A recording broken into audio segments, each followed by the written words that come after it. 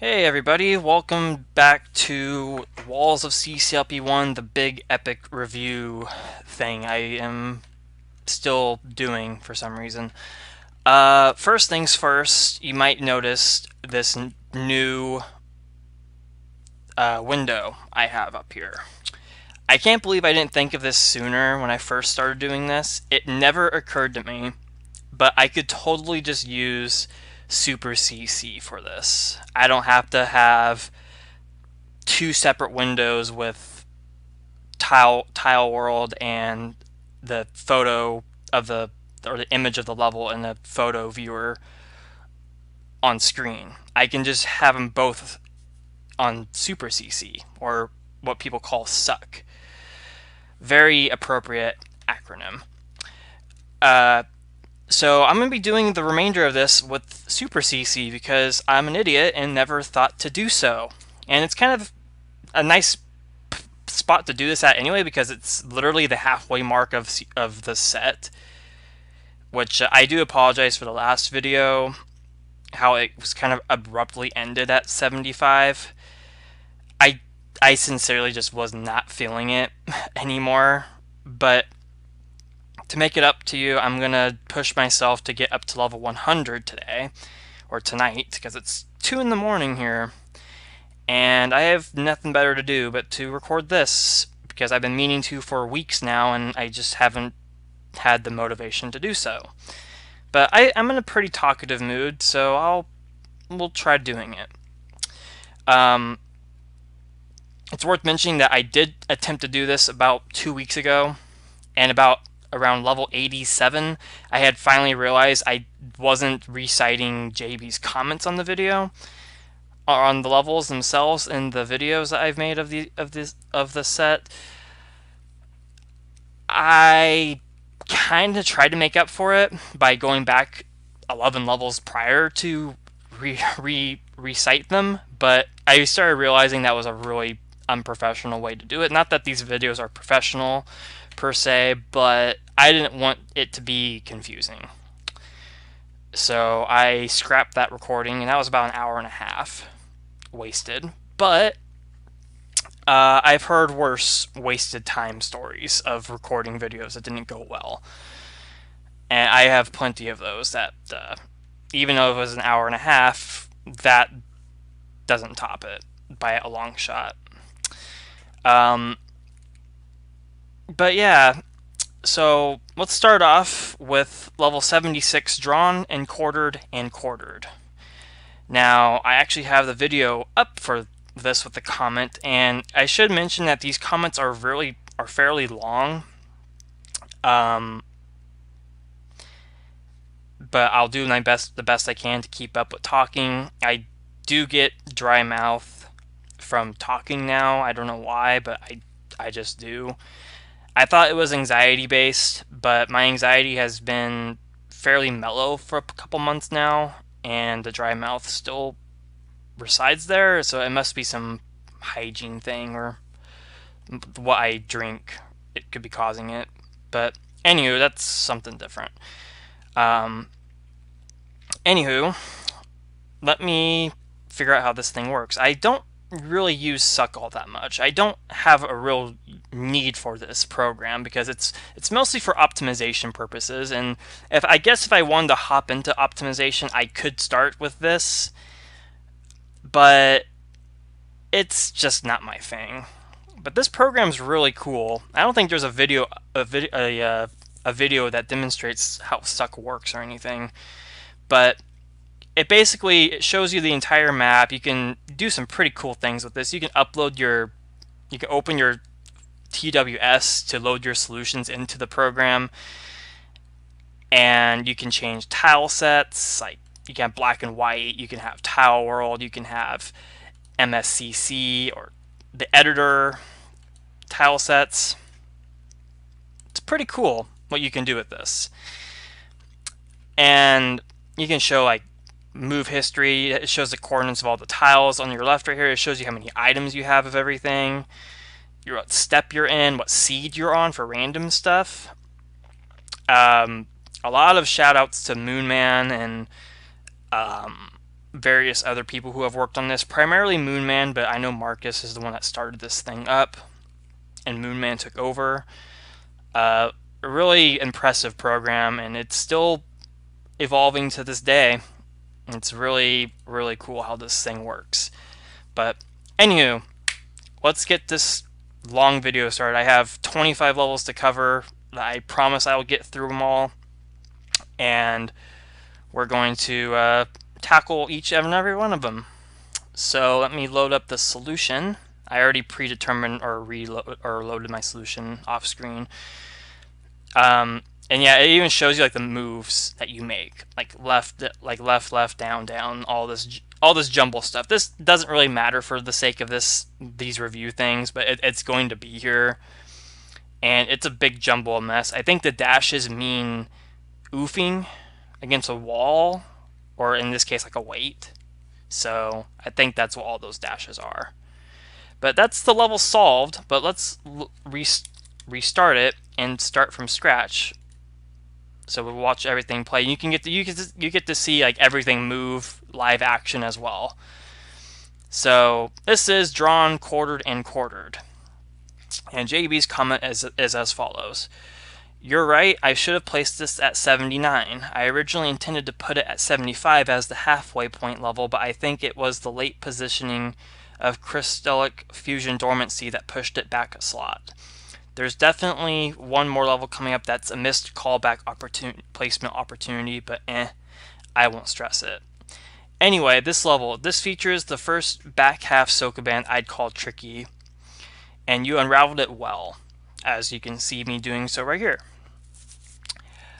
The rest of the level was mainly meant to use the elements in ways that corresponded to their color quadrant in some aesthetically acceptable way. The tricky part was using things like blocks in both the yellow and green areas, but I don't think this ended up sticking out too badly.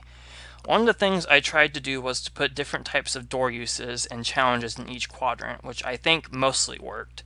You're right that the walker part is a little dicey. If you have an idea for making it better, feel free to suggest. Overall, I really enjoy this one, and it's one I would love to see in an official set one day. Glad you had fun with it. So, I do have to say, this level kind of surprises me in a lot of ways, looking back on it. I keep hearing these, like, watching JB's CCLP1 voting videos. Occasionally he'll mention tropes he doesn't really care for or he heavily dislikes now. And one of them is these quadrant style levels with 4 different quadrants that are either the same thing 4 times, or they're just like typical generic 4 quadrant levels. And this uses the Walls of Design swap, which was one of my levels in CCLP1 for whatever reason. I still to this day don't understand how that level got into the set, but if it didn't, this level wouldn't exist, and I love this level. It's one of my top favorites of Walls of CCLP1. I love how every section is different, and maybe that's why JB himself likes this as well, because everything's different. Nothing feels the same. Like, even the door sections, they don't feel the same. They're all different, and each one has something different to offer with its respective colors and whatnot. The walker part, I do remember I wasn't the biggest fan of this section with the walkers, but not only can I not think of a way to fix this or make it better, also, yeah, when you have flippers, you actually stand on the water. That's kind of funny and suck. But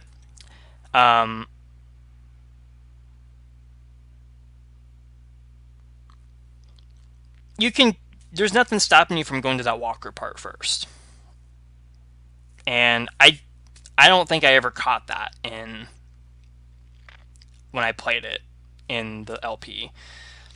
So I think the walker part is fine, knowing that you can do it whenever. There's nothing stopping you from going there first to do it. So I think it's fine as it is, and I can't think of a way to fix it, even if it had to be fixed for whatever reason. I think my favorite parts of this level is definitely the Sokoban. The Sokoban is really well put together. And I really, really love that red button section to the left. Something about that concept of just having red buttons everywhere, and they're all connected to that fireball cloner. Something about that concept just really appeals to me. It sucks that you really can't do it on a bigger scale in CC1 because of the trap or the connection limit. CC2 you can, and whenever I get back into CC2 design, I would love to make a level kind of focusing on red buttons connecting to a single cloner, and you have to kind of limit your movement spaces and whatnot, or something along those lines. But I love that concept. I love that that's a section in this level. It makes total sense with the quadrant color theme, and even this compaction thing is really cool. And it might be a little bit of bias because I made compaction, totally original concept, but I like the way it plays out. Like, I like that little twist with the blocks there. That was really cool.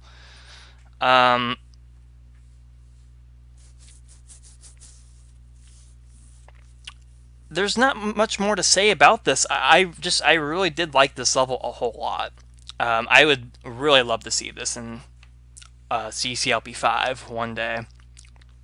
I think I included this in my Realm set as well, which are quote-unquote things now, by the way. I wouldn't say now, but what I mean by Realm set is there was it might have been a little bit less than a month ago now. I got bored one night and I started thinking to myself, what if I just combined or compiled a level set with levels I really like? Not necessarily like a CCLP5 or anything like that. I mean, it could very well be, but I didn't want to claim it as such so people would complain, oh, you just basically made CCLP5 on your own by taking other people's levels without their permission, yada, yada, yada. It was more or less just like just a for fun thing, just kind of compile a set of 149 levels that you like or you favor highly, that some might not even get into an official set. I think I did this with CCLP4 as well, or not CCLP4, but before CCLP4 became a thing, I remember doing it back then as well. Just I never made it publicly known because different viewpoints in the community at the time. But nowadays the community's kind of laid back. People don't really seem to care all that much about stuff like this that you do. So as long as it's not like blatantly stealing or ripping off things or whatnot, I think it's fine. So I think I did put this in that Realm set of mine. But yeah, that is drawn and quartered. I do wish it was level 79 for the callback, but I think being level 76 is just as good. Okay. Oh wow, why did it do that for? That's weird. Okay. In the Forest of the Night is the next level, and I'm going to have to load up my solution every time. So that's my solution. Solved it with 101 seconds left. It even shows the decimals, which is really cool. Yeah, if you don't have suck, I do recommend getting this, even if you're not an optimizer. I mean, clearly I have it, and I'm not an optimizer. I mean, not a hardcore one, but I still have it because it is handy to have. Okay, so this is in the Forest of the Night. I'm gonna have to pull up the next video for the comment. Let's see, what episode's this? Now, mobile YouTube, why do you have to be so complicated? This one is... Okay, this one was 16, so you're on 17. Thankfully, I have my volume muted on my phone, so you don't get to hear my voice. Well, you're already hearing my voice. Sucks for you guys. Okay. In the Forest of the Night, with JB's comment. You may recall that on Discord, I initially previewed a completely different level called Where the Chips Are Down, in which there were a bunch of bombs, and you kind of had to trial and error your way through the level to blow the necessary ones up. Upon seeing Jeffrey's reaction to it, I scrapped the whole idea and decided to make something completely different. I had always wanted to make a level with this aesthetic, and with this title, a reference to a line from the famous William Blake poem, The Tiger, with a Y, by the way, seemed to be a perfect fit for it. Then I realized I had an idea I'd been sitting on, a sort of mashup of Daniel Bowmester's Clearance and alongside Andrew Minzy's Corresponding. That could work with the aesthetic used for The Outside, which could be briefly visited in a manner similar to Wild Child. The non-blue wall, non-block elements in the main room were easy to convert to gravel and forest floors, and then the chips and water for the bottom. Well done on discovering the turnaround trick. There's that one block that could be irreversibly carried over into the right side, but it is really supposed to be used on the left, so good job on not falling for it. Of course, the trees in the outside sections were converted from the blue walls that appeared in the original.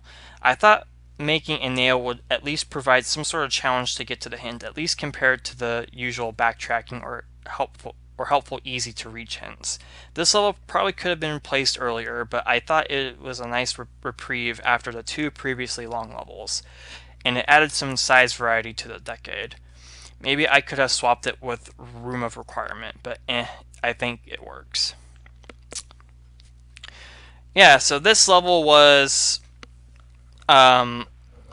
it's really well put together for using Dig and Dig. I vaguely recall the level he mentions previewing that Jeffrey didn't like. I vaguely recall it. I don't remember what it looked like. But from what I do recall, it didn't look half bad. I kind of wish that went somewhere. Maybe not necessarily kept, but I do wish, and I like this little spot in that bottom corner, by the way. That's really slick. I really like that. Slick. Here I am using JB terms. I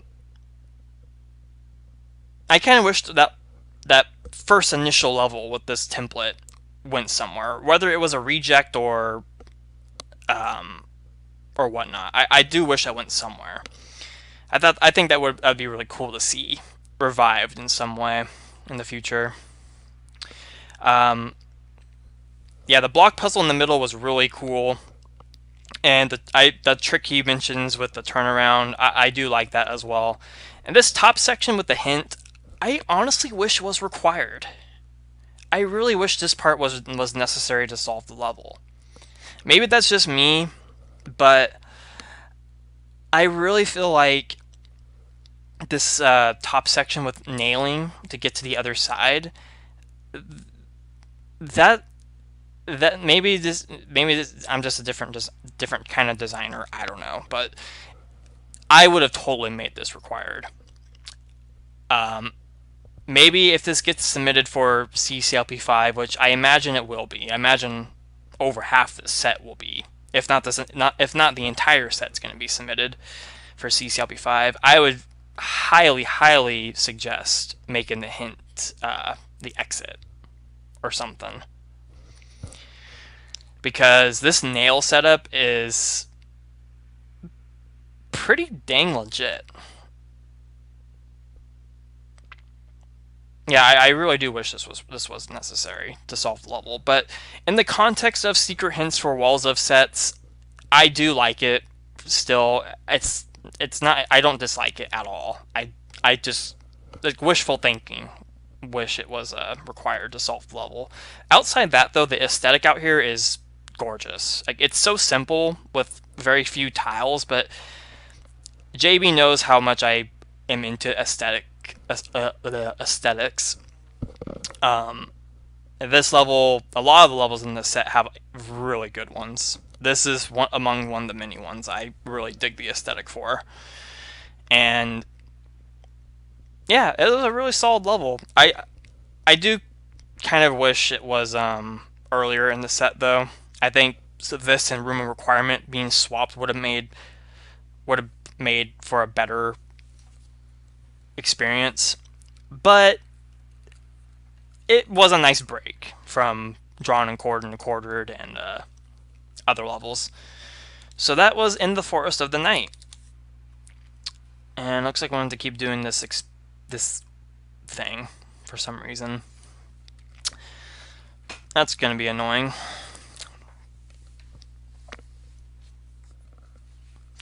Okay, so Snowball Park is the next level. And this is going to be cool. Watch this. It just completely clears up everything. That's so cool. Hit restart and it's all back. Alright, so Snowball Park. This uses the walls of The Last Starfighter. I have to say, before I get started with reciting JB's comment and such, I just have to mention this wall configuration completely sucks. Like, I have used it myself for not for sheer mountain range. I did use it for that loosely. I actually used the pure wall configuration, no adjustments whatsoever to the walls or nothing. I actually used this template for a level I made for the set I'm working on.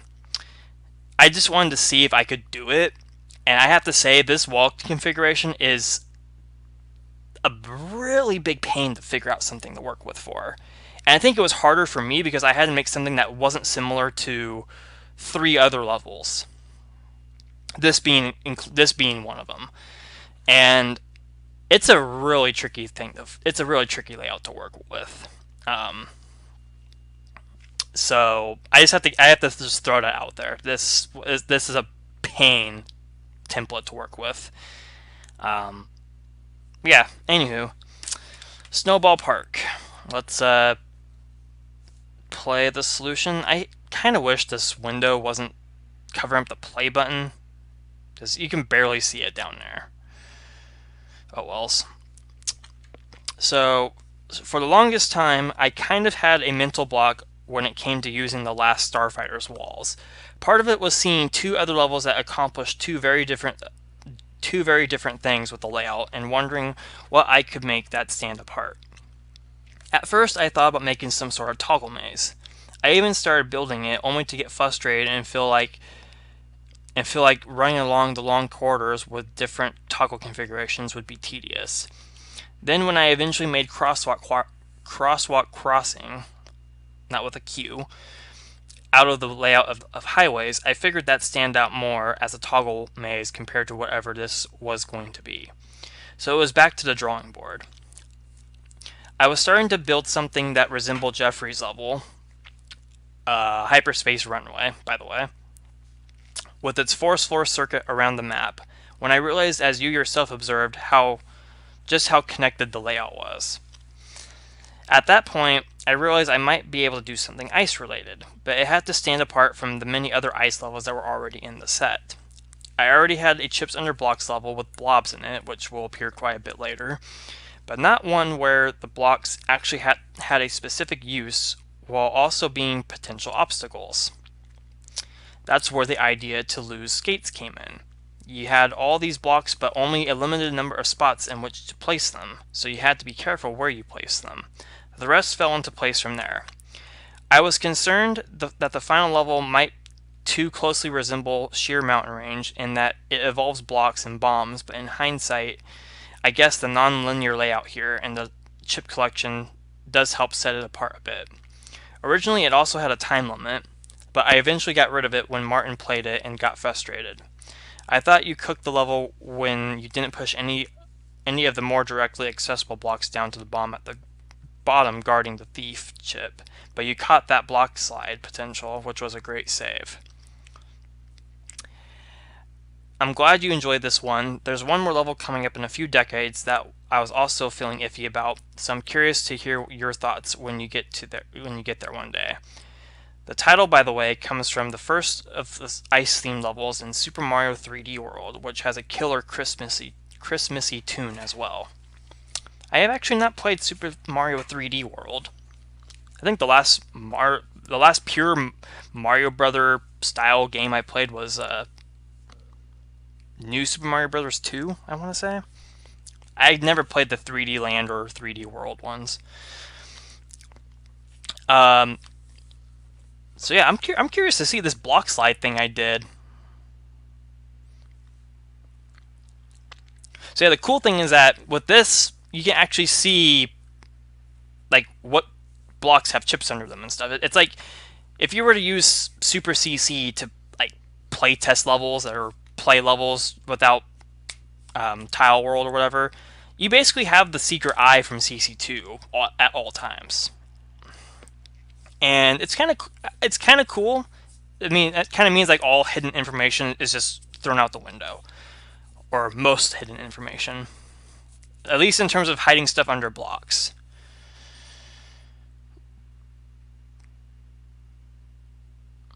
Oh, I wonder if that was the block slide part he was referring to.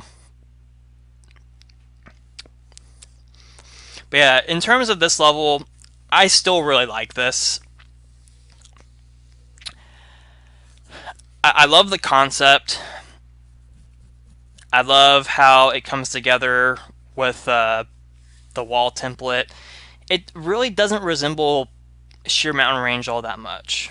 And even if it did, Sheer Mountain Range is not a true Walls of level anyway, so I don't really see any harm done, even if it was similar.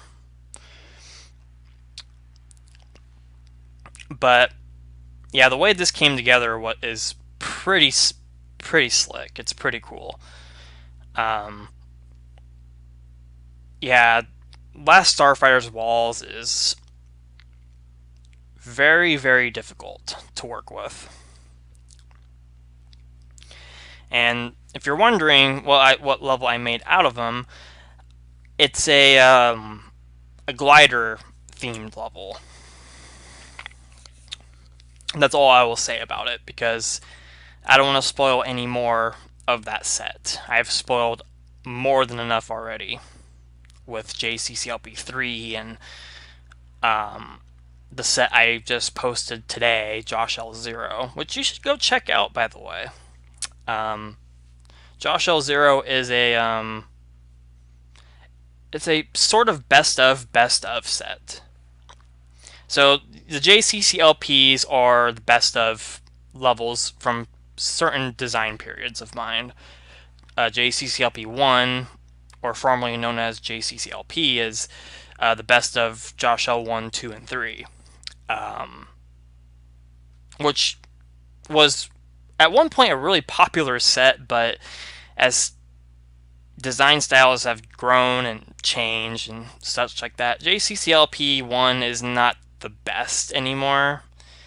A lot of the levels in there, I kind of wonder why I included them. But that's old history. JCCLP2 is the best of Josh L4 through 6. A certain part of 6, I should clarify. That's a pretty fun one. And then JCCLP3, which I released a couple months ago? No, it was about a year ago. Yeah, it was about a year ago I released JCCLP3. And that's the best of another half of Josh L6, Josh L7, and Walls of CCLP3. With a couple of new levels from my set that I am currently working on. And this Josh L0, it mostly has JCCLP levels in it, but there are some specific Josh L set levels in there that weren't in JCCLP sets that I included, mainly because of variety reasons or just the virtue of I just like those levels. And I posted that today. It has 200 levels. They're all arranged in difficulty order. I could have lowered it to 149 if I wanted to, but I specifically wanted to be 200, just to see like how the set would be if it was at 200. And I think here I'm just testing to see if I have a path to the exit, which I very evidently do. I love the use of the teleports here, by the way. Oh, cool. I got a friend request accepted. Sweet. I actually didn't think that'd pop up. I have Discord closed. Anywho,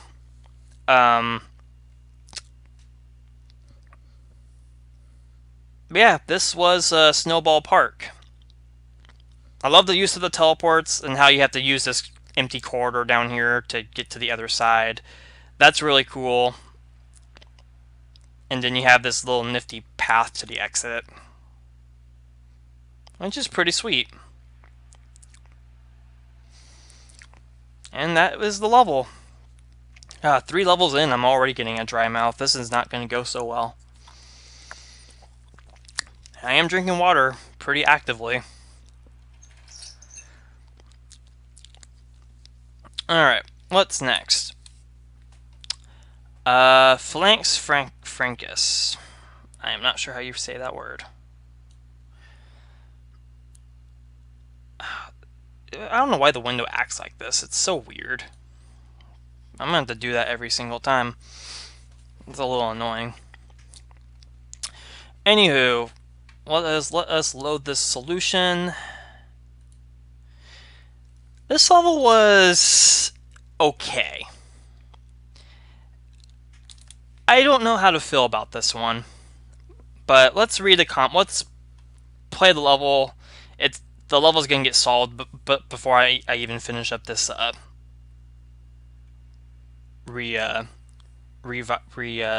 restating thing. Okay, there it goes. Alright, Phalanx Fracas. I don't know how you say that. Speaking of things named after Mario-related stuff, this is another level named after a challenge in Mario and Rabbids Kingdom Battle. Hey, another game I haven't played. A phalanx is a formation usually referring to police or an armed group, and a fracas is a pretty chaotic situation. So it felt like a great name for a teeth melee level. There's not much to say about this one. Flame War had all this open space, and although I was hesitant to make another action-themed level, the opportunity to roam more freely was a hard one to resist. I also hadn't made a teeth melee level, which, although they're kind of a dime a dozen these days, always have the potential to add a bit more momentum to the overall set progression and solving experience, especially between 2 longer puzzles.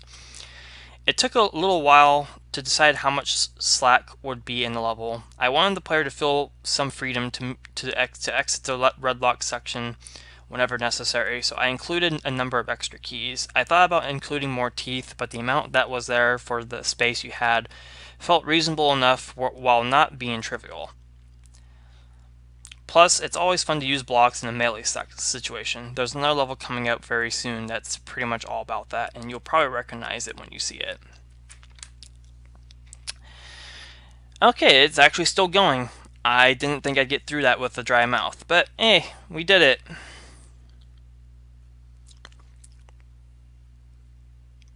I'm not sure what I was trying to do there. I think I was just stalling in the level.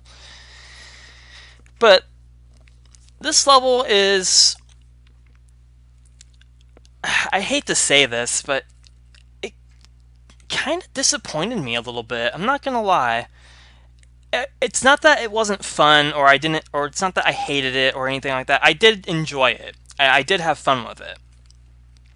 I think just in terms of all the other levels this set has to offer, I think this one, it's not that it doesn't offer a lot, but it just, it's kind of hard to put into terms. I think you can kind of get where I'm going with it, though. I guess it just kind of feels underwhelming. I guess is the nicest way I can put it. It's still fun, and I respect the concept and everything like that, and I get the idea behind it. It's very fun. It just kind of felt short-lived, I guess. Like there wasn't enough going for it, and that could just be me nitpicking, or it could be just me being petty and just nitpicking random stuff about the level. I don't know. I don't know if there's too much freedom in this level. I don't know if this level is just too simple or whatnot. I don't know. But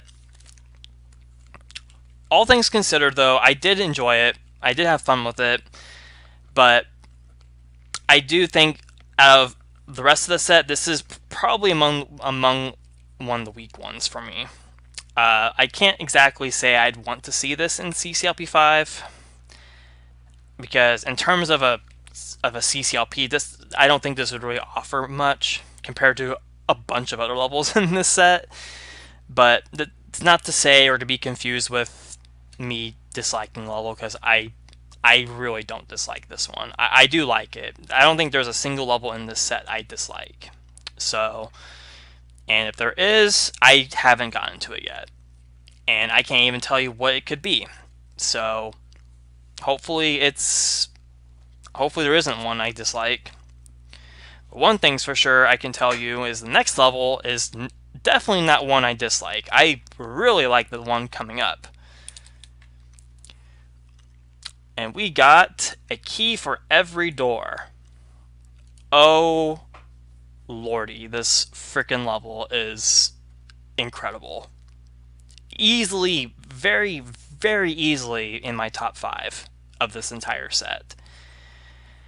And let me do the good old routine. This is where I would have stopped in the last video, but I was a doofus and didn't do so. Okay. So a key for every door. I figured you'd really enjoy this one, especially since it involves keys, and I'm so glad I was right. Thief was another layout I was nervous to use, not because any levels had been built out of it, but because the original level had such a dubious distinction as the hardest level of CCLP1 in the 147 slot, which felt like an intimidating bar to measure up to. I can definitely agree to that statement, or live up to that statement for sure. Plus, despite being a fan of the trope you mentioned, I was nervous that leaving the open space as open space wouldn't do much to distinguish the new level from its predecessor. I toyed with using ice there, especially with all the narrow corridors on the edges, which seemed perfect, but I already had Chill or Be Chilled, which played with the ice maze in a somewhat open layout. Force Wars were another possibility, but they felt like a cop-out, especially since I had already made Sidestep Sideshow. Then I started thinking about what I wanted the individual rooms to be. And keys were a theme I hadn't really featured all that prominently throughout the set, despite using the key nail mechanism a bunch, including here. That's when it hit me. I could use the open space as a door respiratory, so you could get rid of keys you couldn't take to other rooms. And the narrow hallways could be leveraged for a force slide to speed up the process. The challenge with this, honestly, was just making each room reasonable enough in terms of trying to balance your key collection. For what it's worth, that's why I start the player in the green room, so that you can't get away with saving it for last. I'm sure there's some room order that would make the level a lot easier, but I tried to provide plenty of doors so that any of the rooms being saved for last would be a feasible prospect. Plus, opening the doors gives you plenty of opportunities to get a glimpse of each room, even if it's done while zipping across force floors. The red room was definitely inspired by Red Hot Garbage, and had a few iterations before I was satisfied with it. And the title comes from a line in the old John Denver song Rocky Mountain High, which sounded like a good fit for a CC level with this theme. Overall, I'm so glad you had fun with this one. And you bet I did.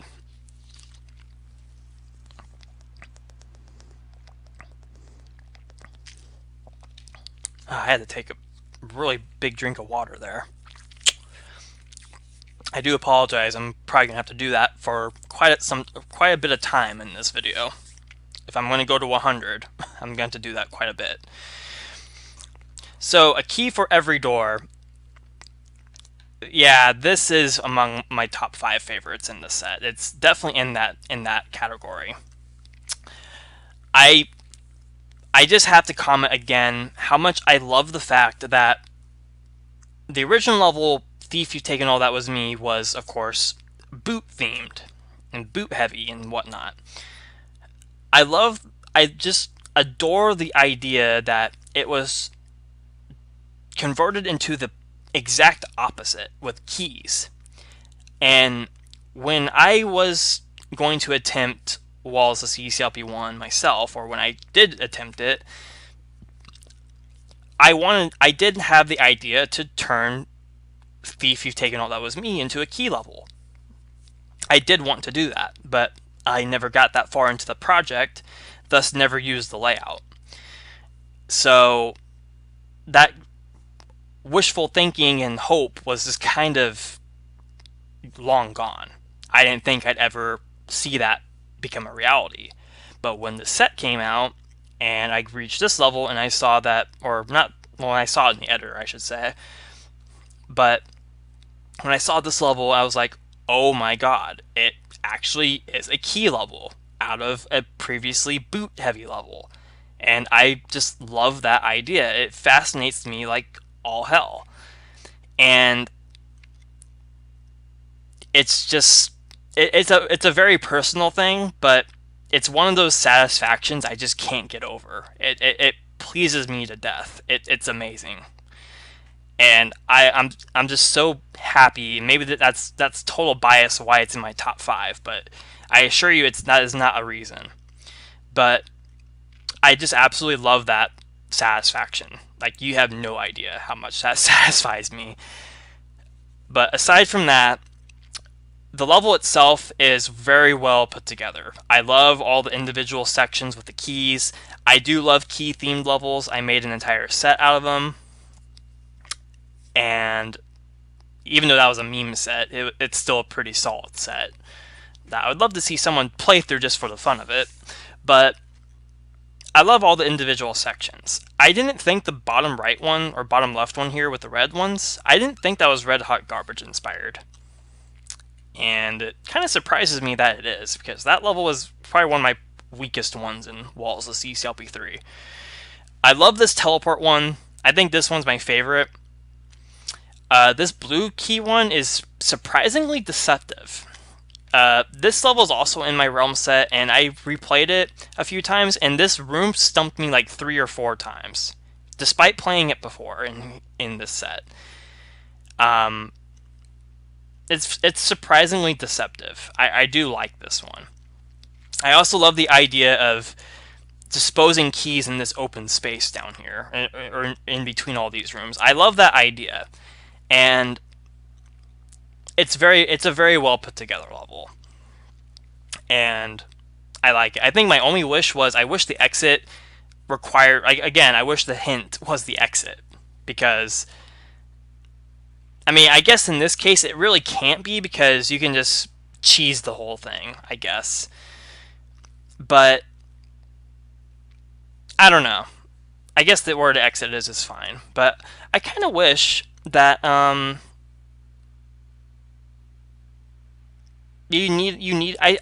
guess I should say I wish you actually needed to collect a green key to exit. And maybe you could have. I didn't catch what this tile was. Let me see. What was that? A socket? It was a socket. Yeah, I kind of wish this was a green door. That way you still need the green key to exit.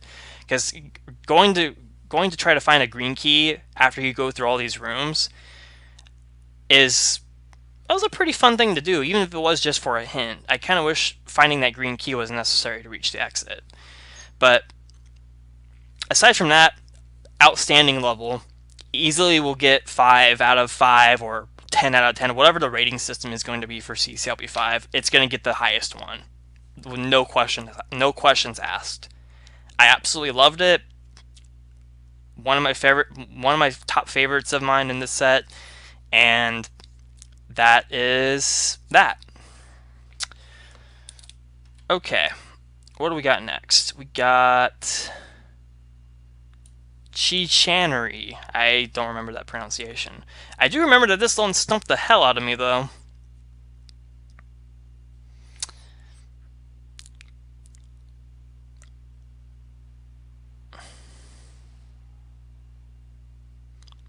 Oh, right. I remember when the very first time I played it, this level, I busted it. And I didn't even realize it was a bust because as the video is called, episode 18, I don't know. Because I legitimately did not know how to do this level. Or how to feel about the level. Okay, so that comment is not necessary to revise, or rehearse, or restate, or whatever word I was using. You will be in this next one.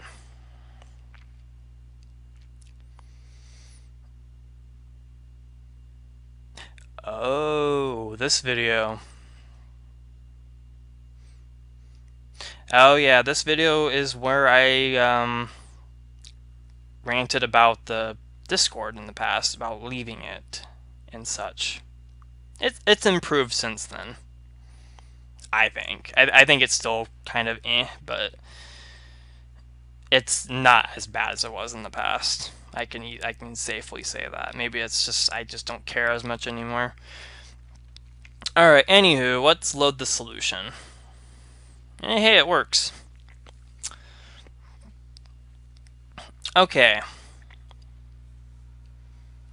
Let's see, does he type out the pronunciation to this? I think he might have done that in the Discord message.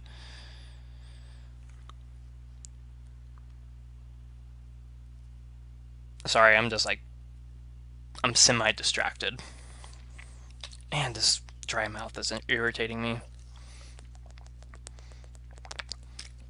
If you're wondering, this is the main reason why I don't record as often anymore. It's not because of motivation. I mean, sometimes it is lack of motivation or whatever, but most of the time it's because of this dry mouth stuff.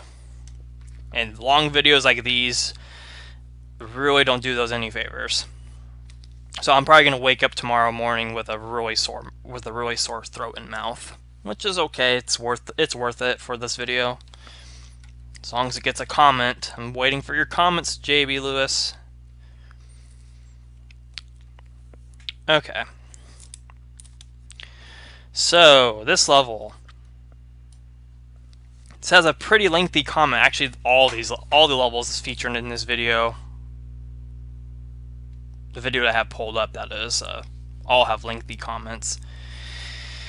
Oh boy, here we go. A lot of what got stuffed in here was a matter of the layout. I knew upon looking at the map for the first time that using the central room as a central puzzle was almost certainly going to happen, and everything else would either contribute to the mechanics of how it worked, or provide a circuit for the player to travel through. What would the puzzle be, though?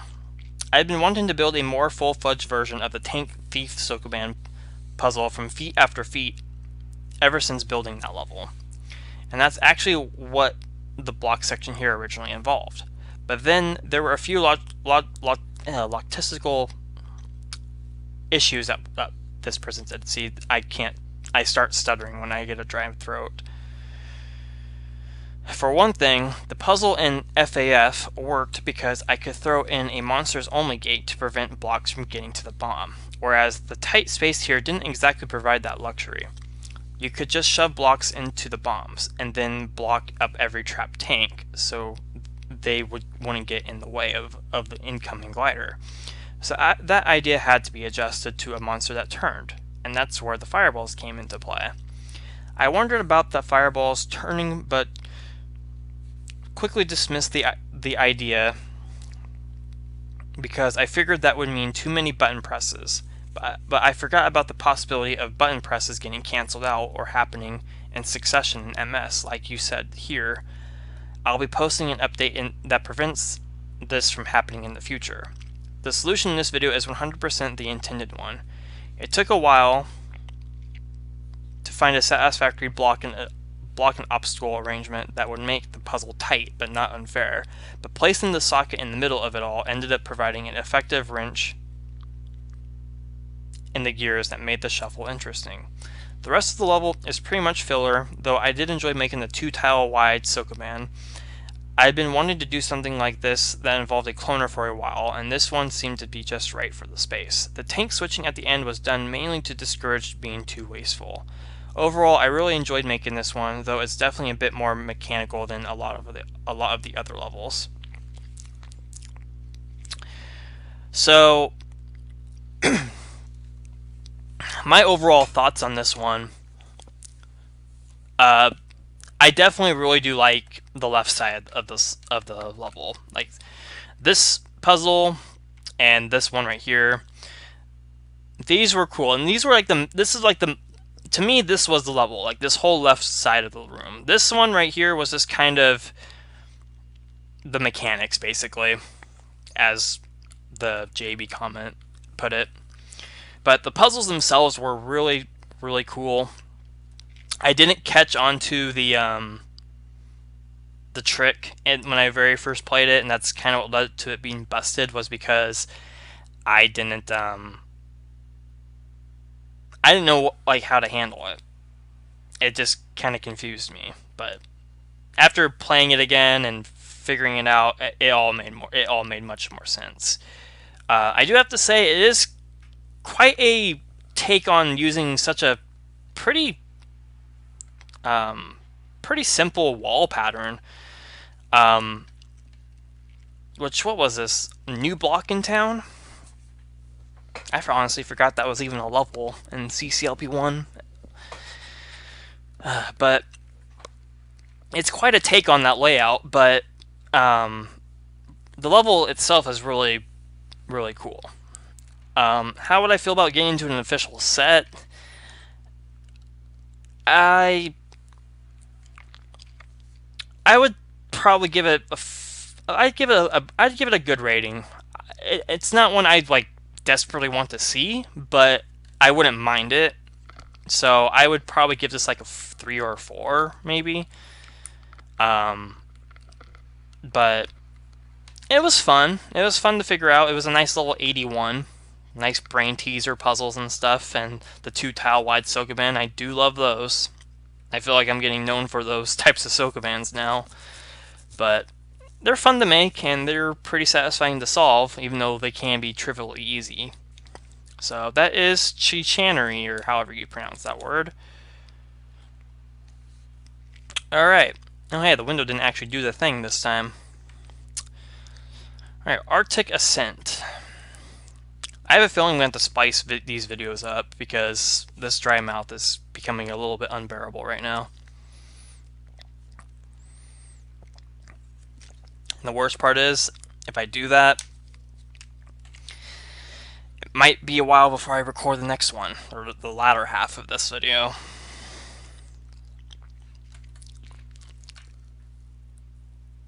But I'll try. I'll keep going. Alright, Arctic Ascent. So let's play the solution. I kind of wish there was an easier way to play the solution. Is it verify? I don't know. Someone who has suck knowledge can tell me. Anywho, Arctic Ascent. This level was actually inspired by a rejects level.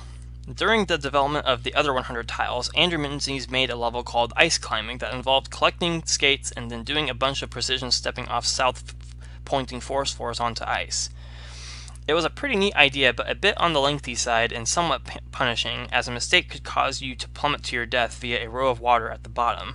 Unfortunately, I couldn't find the level when designing this one, and Andrew couldn't either, but I made sure to ask for his consent before lifting the idea. And he gladly provided it. Bowling alleys was a great place to use the idea too, as the bottom section could be leveraged for a water row without making death a constant threat. The 3 individual sections were a bit tougher to define though. I didn't want to make them all similar, but I did want one of them to be a maze of sorts, which with a touch of item swapping, which eventually became the middle one. This this one contains the most things I enjoyed about Andrew's original. The left side was kind of an indirect reference to his wall jumping level from the other 100 tiles, and the right side with tanks ended up being inspired by parallel problems from the other 100 tiles as well. I thought it was difficult enough to make partially optional, so I used one of the red keys to make the awkward space at the end of the hint location. I was bothered by that too in the layout, but hey, it ended up working out, as the original title for this level that you mentioned was Glacier Climbing, as a tribute to Andrew's level, but I decided to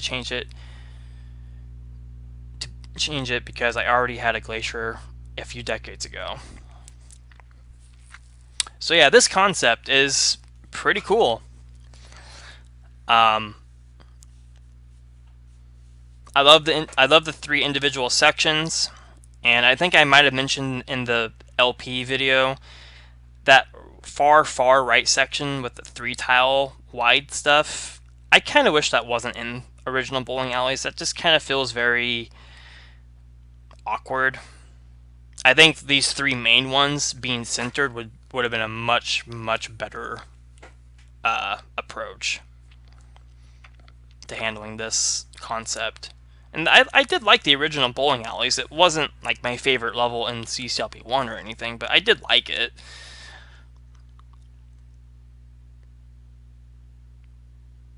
Yeah, this right section really does bother me though. It's kind of it is kind of annoying. I'm not gonna lie, but it's good hint potential. I'm glad it was used for such. But yeah, fun concept, fun sections in the level. I think I like the middle one the most with the key swapping. I think that was my favorite.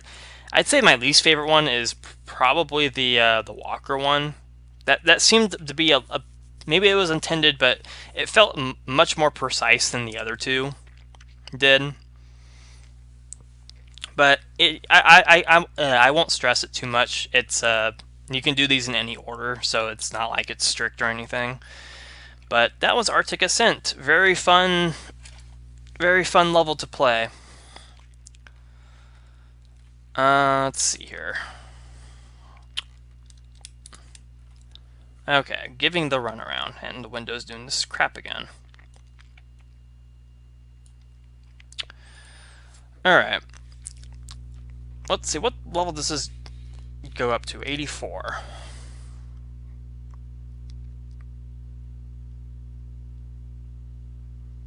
Alright. I think if I just don't think about the dry mouth, it'll go away. It might just be my thoughts playing with my head. Alright. Giving the runaround. I wasn't sure what Swept Away was going to be turned into, but its teleport rooms being closed off pushed the design toward a segmented level. I think the Silkman was the first thing I designed, and it actually took a while before I found something that felt workable. At first I wanted it to be entirely self-contained within the 4x4 space, but after finding a layout that forced an outside trip, I thought it was cool enough to keep and use it as the final design. Don't worry, there's a 4x4 Sokoban coming up in the 90s that is self-contained. The clone machine pathing challenge took up a lot of the design time, as I wasn't sure what would feel non-tedious and make the player experience some sense of progression. But the bugs on the right provide an opportunity to break up the bomb blowing up monotony by forcing the player to disrupt something rather than destroy it, and I really enjoyed it. By the time all this was done, I started noticing that there were a lot of circles in the level, so I kind of just ran with the theme and built out everything else to match it. The thin wall aesthetic was stolen from Jeffrey's Rings of Power and Walls of CCLP4 with his permission, and the title was provided by Random 8. Overall, this one is probably one of my favorites in the decade, and I'm glad you liked it. Alright, so there's still quite a bit of solution left, so we get to see some stuff happen. Well, you probably watched it, but I did not.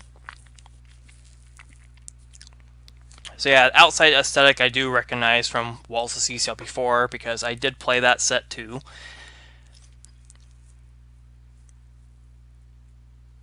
I really like that Sokoban a lot. There's a lot of Sokobans in this set, but I think just about every one of them I like.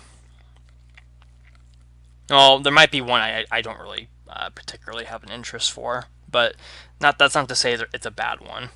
Just personal tastes, really. I like how this ice room with the teleport is used with the bottom rooms as well. It's a very nifty way to use this layout, I have to say. I don't think I used Swept Away's wall template, even though I used a lot of the lesson levels in CCLP1 for my potential walls of CCLP1. I never did use this template. I never got that far into it. But the level was really cool. I did love the bug disturbing thing as well. I don't think a lot of people do that often anymore. So when it's seen, it's kind of a really novel thing to see these days.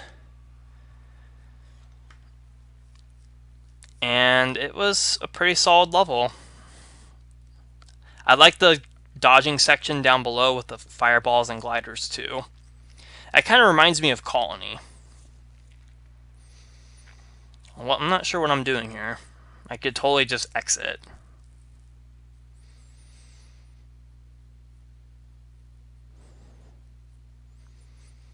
It's kind of funny to watch these back and wonder what the hell is he doing.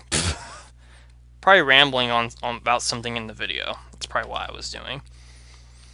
But yeah, that was giving the runaround, and it was a very fun experience. Alright, flooded neighbor's house.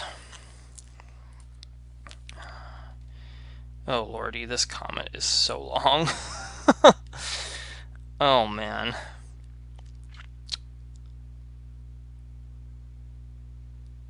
Yeah, I'm gonna have to spice up these videos after this level. I don't want to do that because I might have to do that multiple times, but oh well.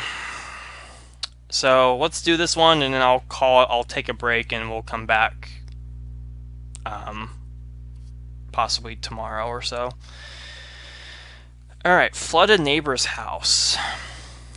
Oh, gotta load the solution. Plus, it's 3 in the morning, and I am getting kind of tired.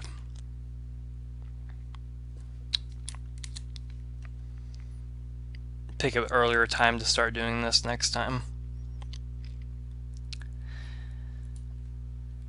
Alright, flooded neighbor's house. I was really stuck on what to do with Chip Alone. The original level had such an identity around its sense of story, and anything less than a follow-up felt like it would be a letdown of some sort. But then I realized, why not present a story element in this level too? In fact, why not make the level a sort of tribute to Thomas Pynchot for making designs that mimic real-life objects and situations?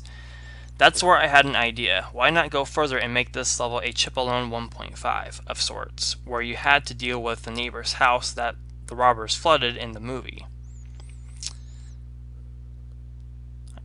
It did do that, huh? I do remember that. Yeah, I watched that movie last Christmas. Took me a minute to remember that. I immediately got to work and started building a Tom-esque picture of the fireballs being taken away in a cop car driven by 2 teeth officers, complete with the red and blue lock sirens on the back. Okay, that's actually pretty cute. I never caught on to that. That's pretty cute. The rest of the outside layout was pretty much fell into place. The long, lonely road cleared out with a plow leaving the snow on the sides, and then a sidewalk covered with more snow from which the house could be accessed. Originally, the fake blue walls were dirt, but that didn't seem to fit the colder aesthetic very well. So I just changed it all toward the end of the design process. The rooms of the level were interesting to work with, too. Some of them, like the lower left corner, interlocked in ways that provided opportunities to revisit old areas. Others, like the upper left corner, forested path through rooms. I guess I could have included teleports, but since the original had them, I thought it would be more interesting to make the journey through the house a bit different. You actually found an extra block. The last room was meant to be solved by using all the extras you left alone to get the chip you bridged across near the entrance, with the help of a block from the first room. So that means there's an extra block in the first room. I'm definitely leaving it as is, though. I think it's nice to leave the last room as a potential freebie if you use the solution in this video.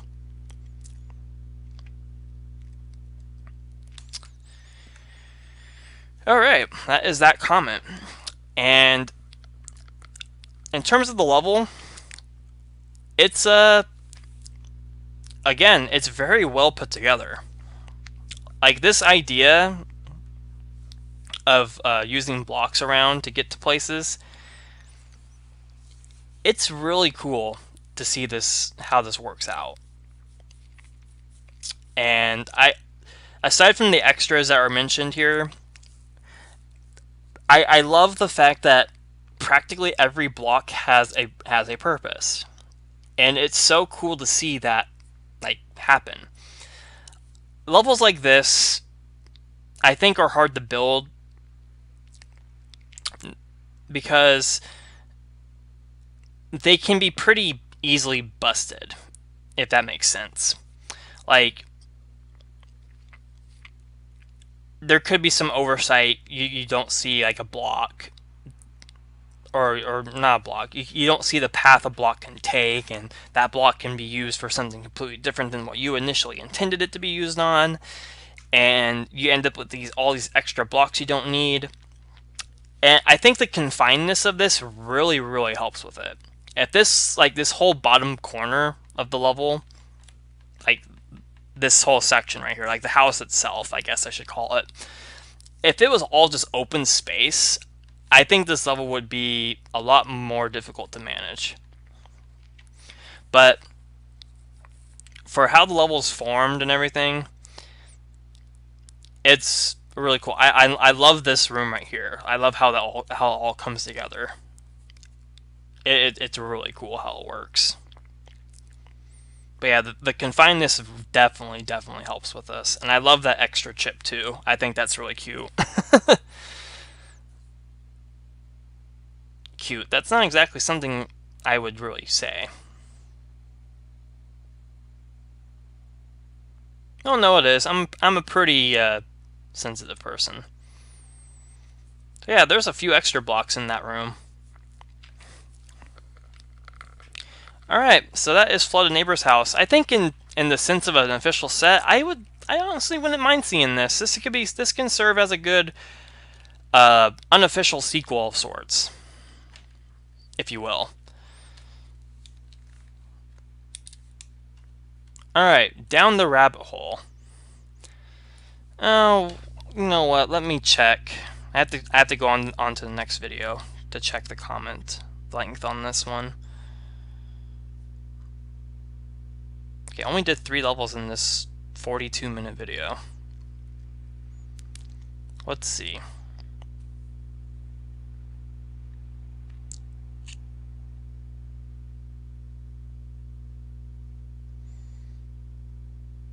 And the comments aren't that long. Okay, yeah. They're not long, but I don't want to push it. I think level 85 is a good place to stop for right now. I'm gonna pause it for myself to take a break, but for you it will be like almost instantly. Like, I never even left. So I will be back later on to continue this to get to level 100, and then we'll call it part 5 there. So I'll see you guys here in a little bit. Alright, I'm back. It's been about a day and a half now since I did this thing. It's actually early morning, not the following day, but the day after. It's early morning. I woke up strangely earlier than I normally do, and I kind of figured it's a good time to do this because, for one, it might tire me out enough to go back to sleep, and two, it's a good time to do this recording anyway. So let's continue on with Down the Rabbit Hole. Let's see. This one was, I'm trying to remember. Oh yeah, this was the one with the funky blue button room. And then the double time warehouse. Okay, yeah. Alright. Okay, I remember this one now. So we're going to load that up, we're going to restart it, and we're going to play it. And while it's playing, let's go back to JB's comment, because I like reciting these. Alright, Down the Rabbit Hole. Congrats on finding another alternate solution. In the blue button room, the intended solution was to sync the fireball with the constantly button pressing top ball. The monsters with minimal timing issues. Oh, that's the whole sentence. Whoops. Since your method was more difficult, I think I'll leave in the possibility as an option to avoid changing anything. Honestly, this level isn't one I'm super proud of.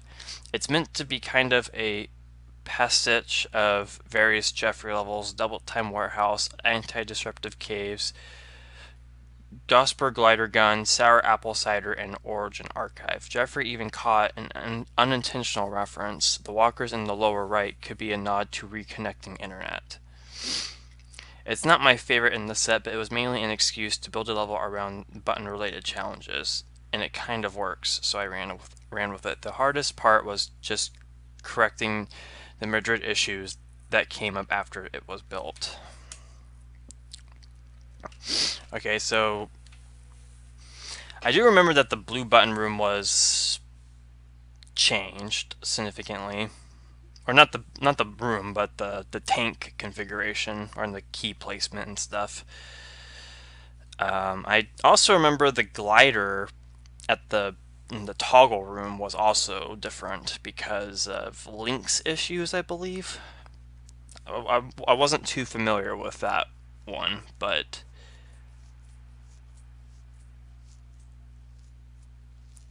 where am I even at? I don't even see where I am anywhere on this. Oh, I'm in the walker room.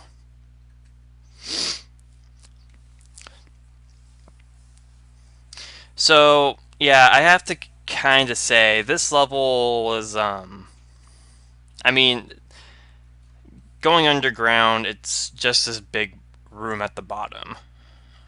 I like that double time warehouse room though. I mean, it's pretty easy, but I like the way it's used. And this Sokobana was actually really tough for what it's worth. But for the all the empty space that going underground had, I kind of feel like something different could have been made with this. I don't know. I did like the level. I think that blue button room with sinking the fireball like that is clever.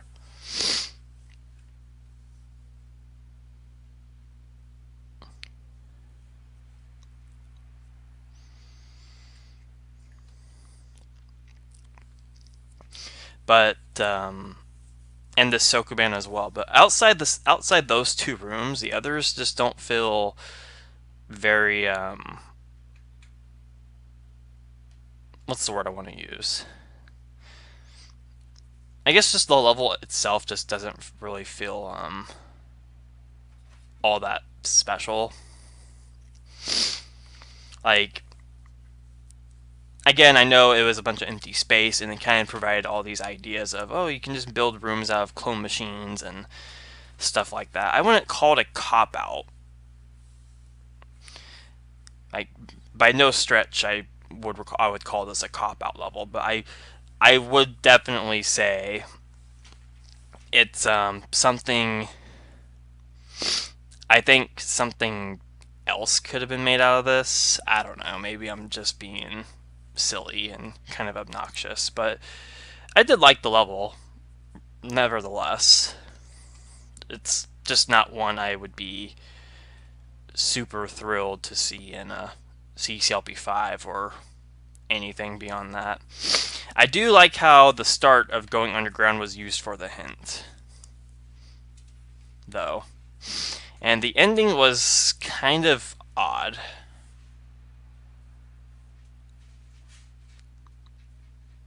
I really wish, when going underground was included in CCLP1, I really do wish that bottom right corner wasn't like that. And I can say the same about Ruined World with the blob cloners, but that template won't come up for a while, so I really do wish that bottom right corner wasn't the way it was in going underground. I really wish I suggested a change for that when the levels were sent to me before they were included, but I just never thought of it. But Down the Rabbit Hole is a good level. I just think this set has much stronger ones. So that's that level.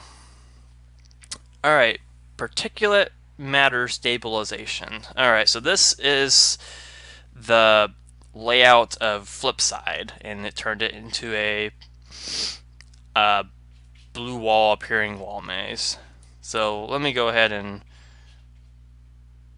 change the tile set so you can actually see things. So it's currently on MSCC. So if I change it to MSCC editor, you can see all the walls pop up, and you can see the layout of the maze. I think this is a really cool thing. I mean, it's kind of a cheating tool, but I think that's kind of the point in terms of optimization stuff.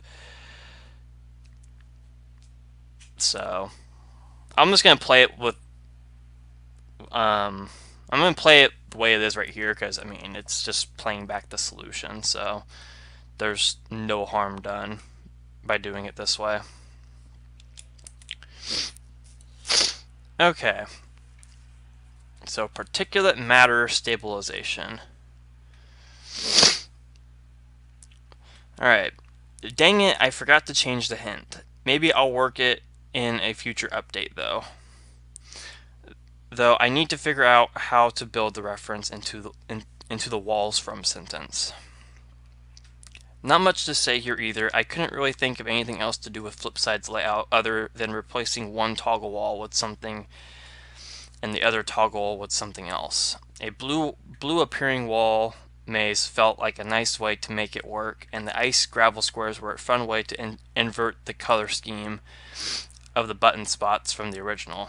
Originally, I meant to place this at 94 as a reference to Now You See It, but I moved it up a decade since there was a blue wall heavy level in the 100s. A decade adjacent. I'm glad I did, since it's a nice breather from Down the Rabbit Hole. The random ice spot is the blank starting area from Flipside. I didn't want to introduce yet another game element into this palette for this level, so I just made it more ice. Alright, yeah, not much to say on my end either. As a Walls of level, this kind of falls into that category that I was talking about with what's it called,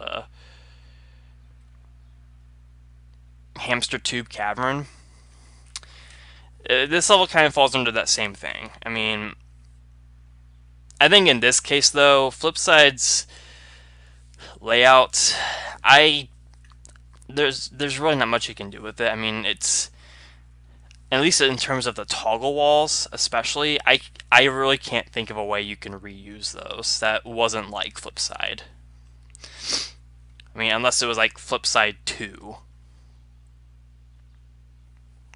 which wouldn't have been that original.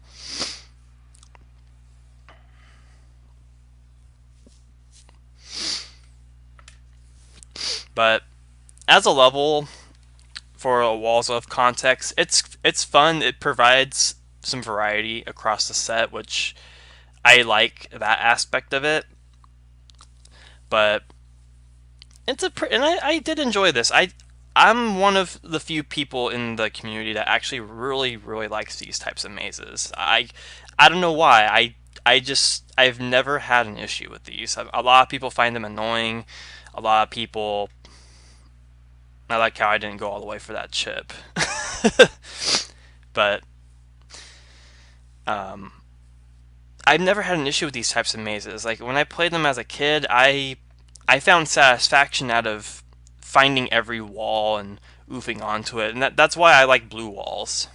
And because I always found satisfaction of reviewing everything, and whereas everyone else just gets annoyed by it,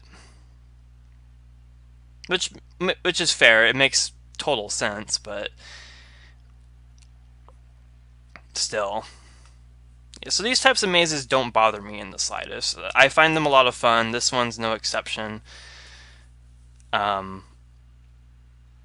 I did enjoy this, but for the level to get into CCLP5, I think it's safe to say this probably won't even be submitted. I wouldn't be surprised if this was excluded from submissions. And I don't know why I never caught on in the LP that this was that random ice patch was the start from Flipside. For some reason I never caught on to that.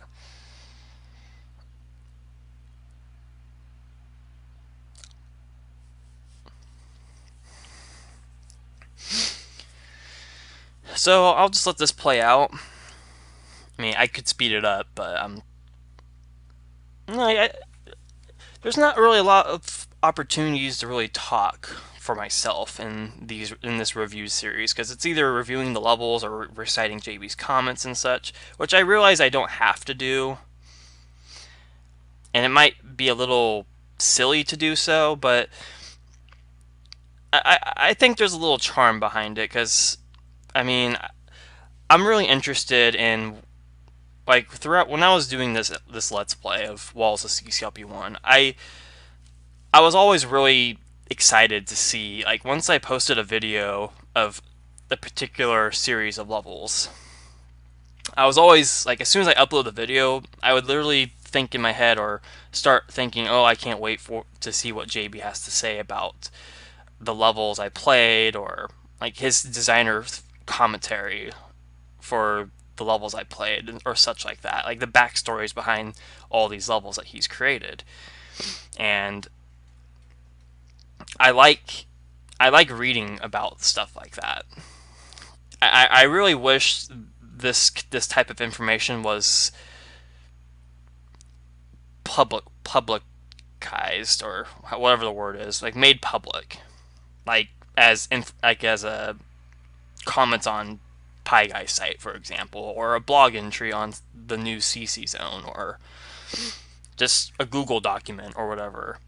I think it'd be cool to compile like all these comments and put them in a Google document and post it online or something. Like it's interesting to read. And I remember when I was compiling Walls of CCLP3, I did something I should have done with past sets of mine, and funnily enough, I haven't done it with the new set I'm working on. I just haven't thought of doing it because of the nature of the set that I'm making. But what I did was, I would, upon making every level and upon finishing up every single level of Walls of CCLP3 in the order they were designed, I would I had a Google document on my Google sign-in page, and I would as soon as I was done building a level for that set, I would write out like my entire thought process that went into that level in particular. And I did this for every single one from Socket Shrine, which was the first one I made for that set, and then up until Take It By My Heart, which was the last one made. Because I kind of thought, well, I could have waited till I was done with it and then compiled all my thoughts then, but I know myself, I wouldn't be able to remember all that. so I kept track of it as I went, and I think that worked out really nicely.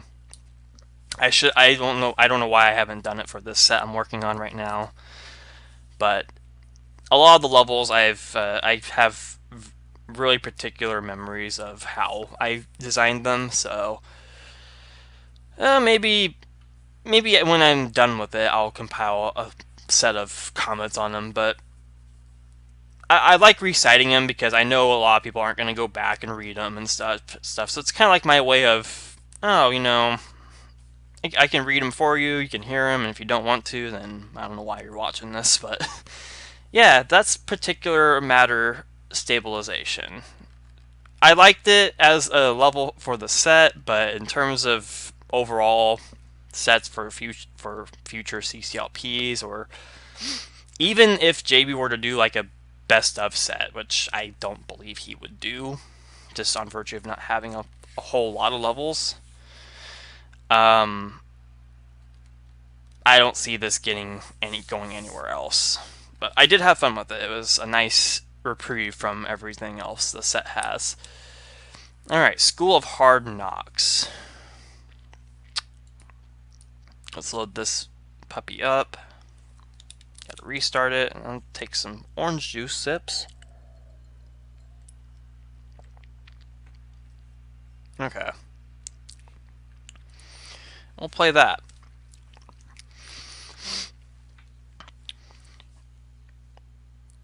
Alright, School of Hard Knocks. If flooded neighbor's house was meant to be a tribute of sorts to Tom, and Down the Rabbit Hole a tribute to Jeffrey, this one essentially functions as a tribute to Tyler. The one room I kind of have some regrets about is the thief one. I wish it was a bit more strict, but I think it works for the larger context it appears in. At first, I didn't really want to make a variety level out of Chip Suey's walls, but the varied room sizes and shapes work so well for it. I'm glad you like this one. Okay, a very short comment. Yeah, Chip Suey is it's one of those layouts where it looks tricky to use, but it's actually not that bad. And I guess you could say that about every wall layout, but I do like that it was used for a variety level, even if Chip Suey was one. And I even made a level out of these walls that was also a variety level, which I do like, but I like this one more. I think it does something really cool out of them.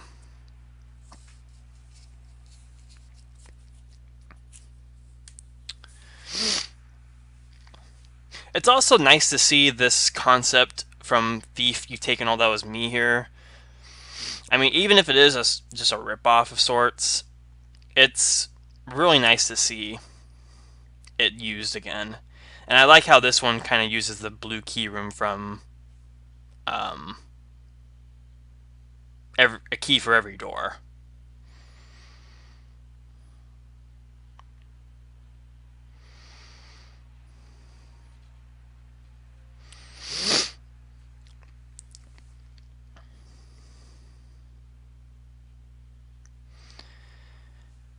And in this teeth room, I have to say, this teeth room is really nice. It's really clever to see how this works. Yeah, I feel like this level is a much stronger take on the wall layout than what I made out of this. I mean, I like what I did with it, but I feel like this one did some rooms better than what I did. Like my level, I think it's called Tachi-Yesu. It turned this room right here into this water force floor room with a bunch of trapped teeth and stuff, and some chips and stuff. And then this section was like a time thing, and there was like some cloning mechanism right here. It was kind of weird, but whenever I get into a Josh L6 look back, which I do plan to do someday, I don't know when, but someday I plan to do that. I'll go more into that with that level, but School of Hard Knocks was a really fun level, all things considered. Alright, Snowco Band. Oh man, this level. This level is really freaking sweet. So I have some messages on Discord that I'm going to check out real fast.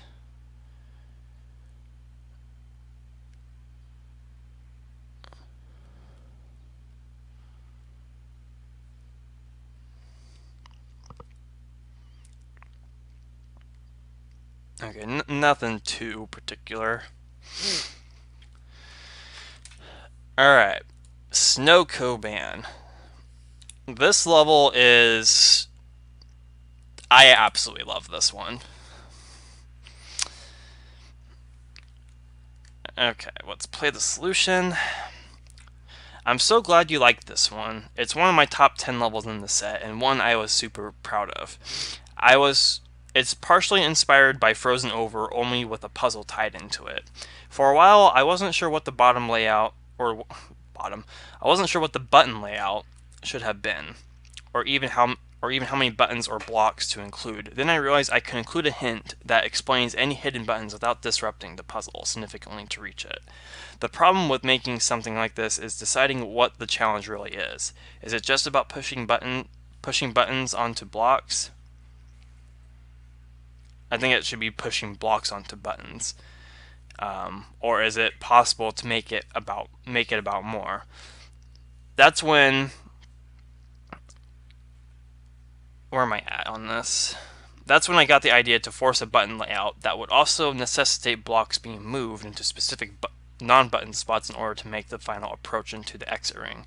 And I'm still glad it worked. The big thing that helps with solving this is realizing how many blocks are needed for each layer of the layout and where they can be pushed. I'm hoping to see this one in CCLP5 as well, and I can absolutely back that statement up. I would love to see this in CCLP5 easily.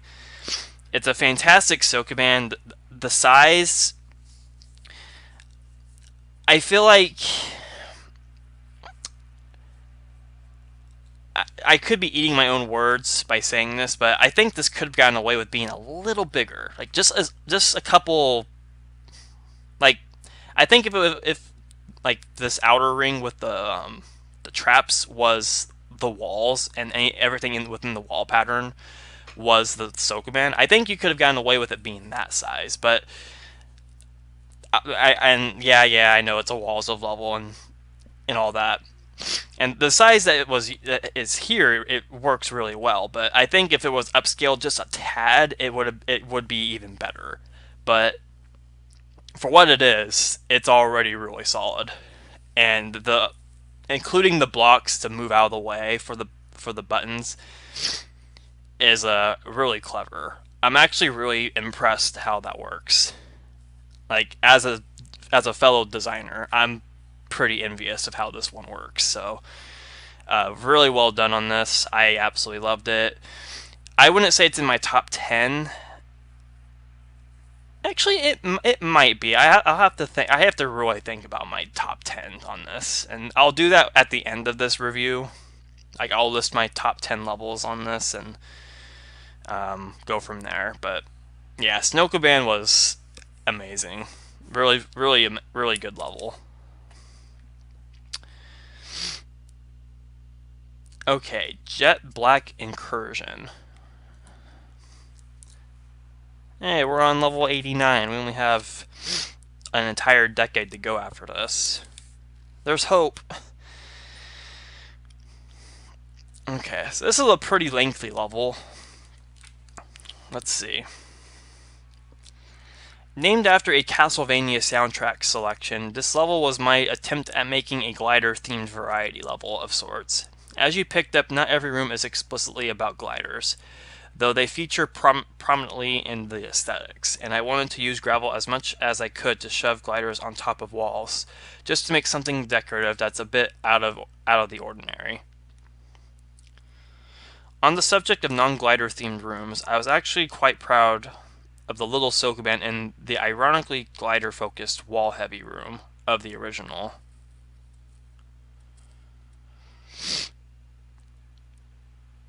The bottom room being much worse originally was pretty much a matter of having 6 or 7 gliders there. After setting the level aside a bit, I realized that one glider was all that was necessary to make the room interesting, so I cut back on everything significantly. There's actually a far easier alternate way to get the glider through the toggle room. Just switch the doors right after it rounds the upper left corner of the room. The wall heavy room.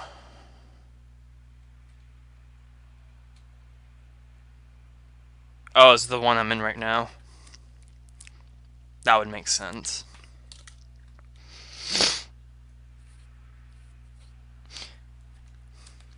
Yeah, this Soakman was pretty tricky.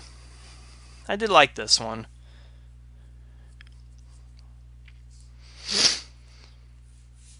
I like this level because it didn't feel as tedious as and this is probably kind of awkward to say given this level is much harder than the one that the level this pattern used, Tree. But this one felt a little less tedious than Tree. And that was kind of why I wasn't the biggest fan of Tree. I mean, I guess I should go ahead and mention I think it was Andrew Menzies that made Tree. So there's something about Andrew's style that I'm not sure what it is. It's nothing against him or anything, but there's something about his design style that just it doesn't really click with me. I'm not exactly sure what it is, but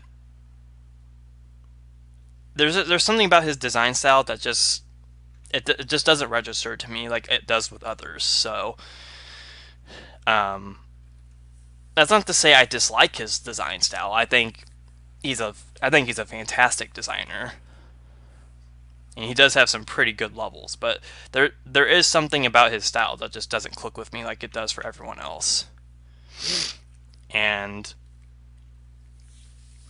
I just don't know what that thing is per se. But Tree just felt kind of tedious. I mean, it was different. Dang cat trying to walk on my laptop. And I lost my train of thought thanks to her.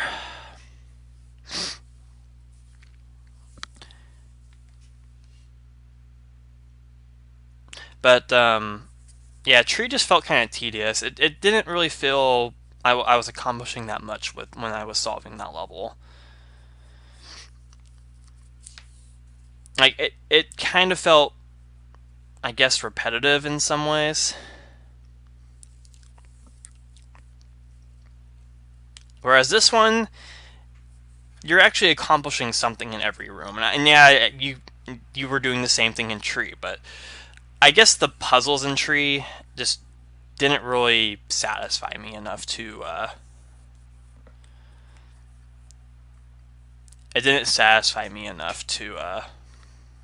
really get that sense of accomplishment, I guess I should say.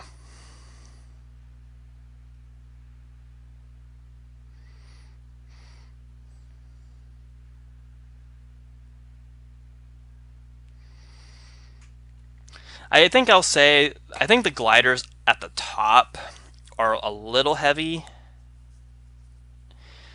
I think the ones like right here are fine, but I think the ones right here guarding the chips specifically, I think that's a little unnecessary. That could just be me being a dummy and complaining about something that doesn't need to be mentioned, but that's just my opinion. That's a minor nitpick. But I like the level a lot. I also really like this Sokuban, or this clay tunnel thing. It always it puts a smile on my face to see others use this trope of clay tunnel. Like, it makes me feel very proud of that level, and I am very proud of it for what it's worth. I was genuinely surprised no one else, like Tyler included, I was genuinely surprised no one had tried to build a level out of that idea before.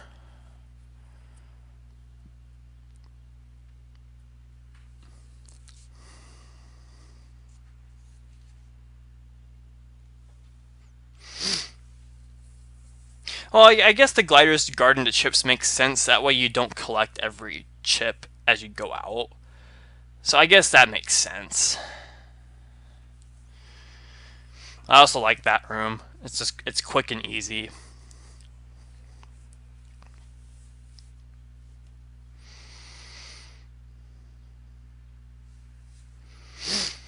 Now this bottom room, I like this idea.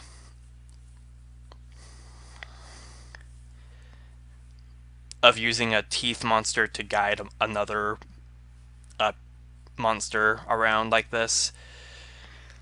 Thankfully, I didn't play the initial version of this with the 6 or 7 gliders he mentioned. I do remember seeing it in the editor when iterative releases of the set were a thing. But thanks to me being patient, I never got the chance to play that version, which is for the best, because I think if I can't imagine playing or enjoying this bottom section with it having a bunch of gliders to guide. I feel like that's very chaotic. Yeah, one glider is more than enough.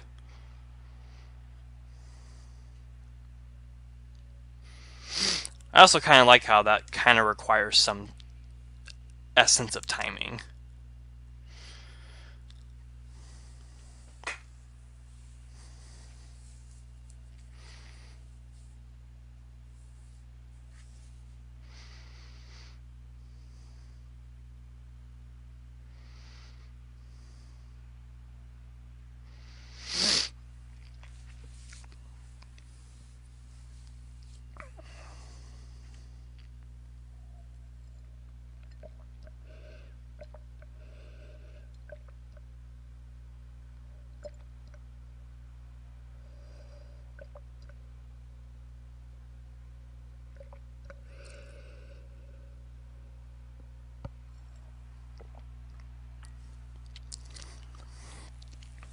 Sorry about that.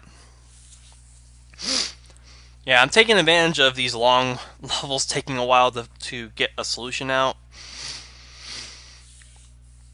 because I don't want to be talking the entire time. So I'm taking advantage of the downtime to kind of catch my breath and not talk so much and wipe my mouth out. I was going to record last night, but I just wasn't feeling it. The weather here is starting to really kick in with the heat, and it's already kicking my butt. So, yep, that is Jet Black Incursion. Absolutely fantastic level. Alright, just passing through. I think that's the name of a Zane. That's the name of a Zane level too. Okay. So let's play this one. I don't remember this one too much. I'm not sure if it's just not memorable, or it got kind of buried with all these other levels around this decade. Okay. This level is basically a sequence puzzle, to borrow a title from one of Shane's sets, which is something I think works well for small layouts like Button Brigade. The hardest part of building it wasn't actually the puzzle part. It was timing the glider trap mechanism with the ball and the toggling so Chip couldn't take advantage of it in either rule set.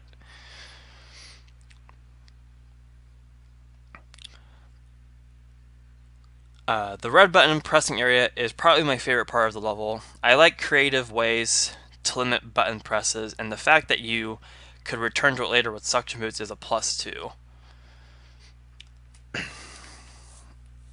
Okay. Should probably actually watch the solution. A sequence puzzle.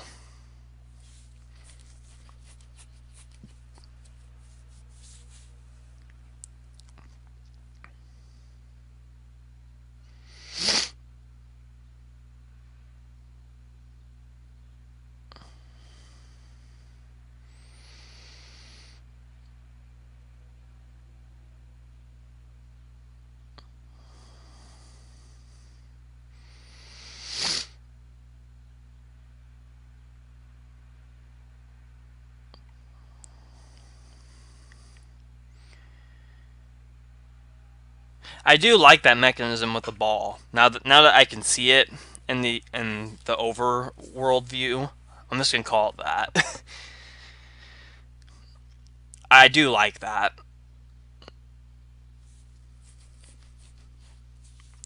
And it looks good too. Like I can see that being like a really messy looking setup, but it actually looks really nice for what it's worth.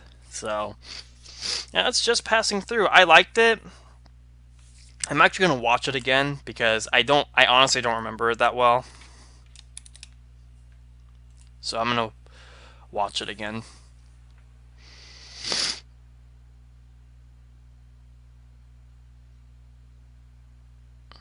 Oh yeah, the button presses. That's pretty cool. So we go in there. That's where the suction boots come in.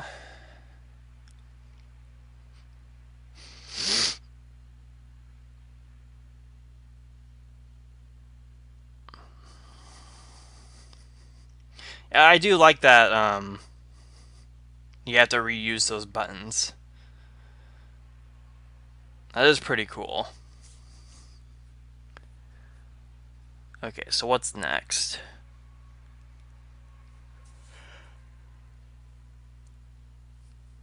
Okay, so we gotta get rid of the yellow key. I kind of wish this inventory thing right here was a little bigger. Like, does the level title really need to be this big in comparison to what you have in your inventory? I mean, that's just my take on it, but I feel like the inventory should be a little bigger. Maybe it can't, and I just don't know. I don't know, but it's not like I use this program for everything, so that's just something I'm starting to really catch on to now that I'm really looking at the inventory. That's pretty small. I'm not sure if there's a way to toggle it to be bigger. So if there is, then disregard what I said. But yeah. All right. Okay. Now I got it. Now I have a better idea on what that level was like. Okay. Yeah, I did like it. It was really fun. Nice ordering puzzle. Oh lordy, bright lights, big vortex. I did not like this one. I'm just gonna straight up admit I was not too keen on this one.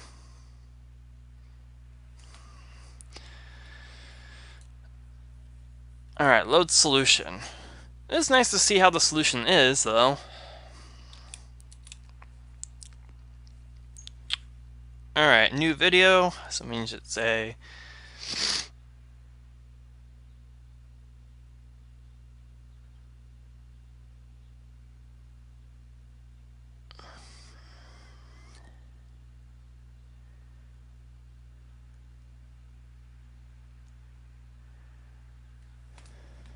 Apparently at some point I said yes I can, no I can't, yes I can, no I can in this video. I'm going to have to rewatch this just to see what that references to.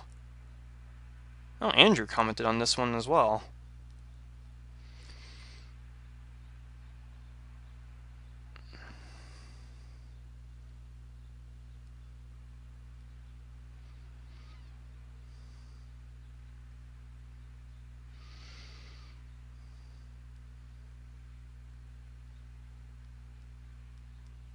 Okay. Oh, this has that. Oh, this has that level in it. Uh-oh. Oh, that's gonna be fun to go over. Alright, big lights. Bright lights, big vortex. This was the other level that, in hindsight, I wish I had placed in a reference slot, especially since it was one spot away from being so. But it is what it is. The level is basically what it looks like, a recessed wall maze built around the exact chip layout of square dancing. As soon as I discovered it was possible, I knew it had to be converted as such. Your solution is actually slightly different from mine, but the handling of the bottom is very similar. Okay, so as I just said, I wasn't too hot on this one. And the main reason why is, admittedly, a lot of it is salt. I am fairly salty against this level, and I know that's not fair. I know that's not right. Totally missed that toggle button. Way to go, me.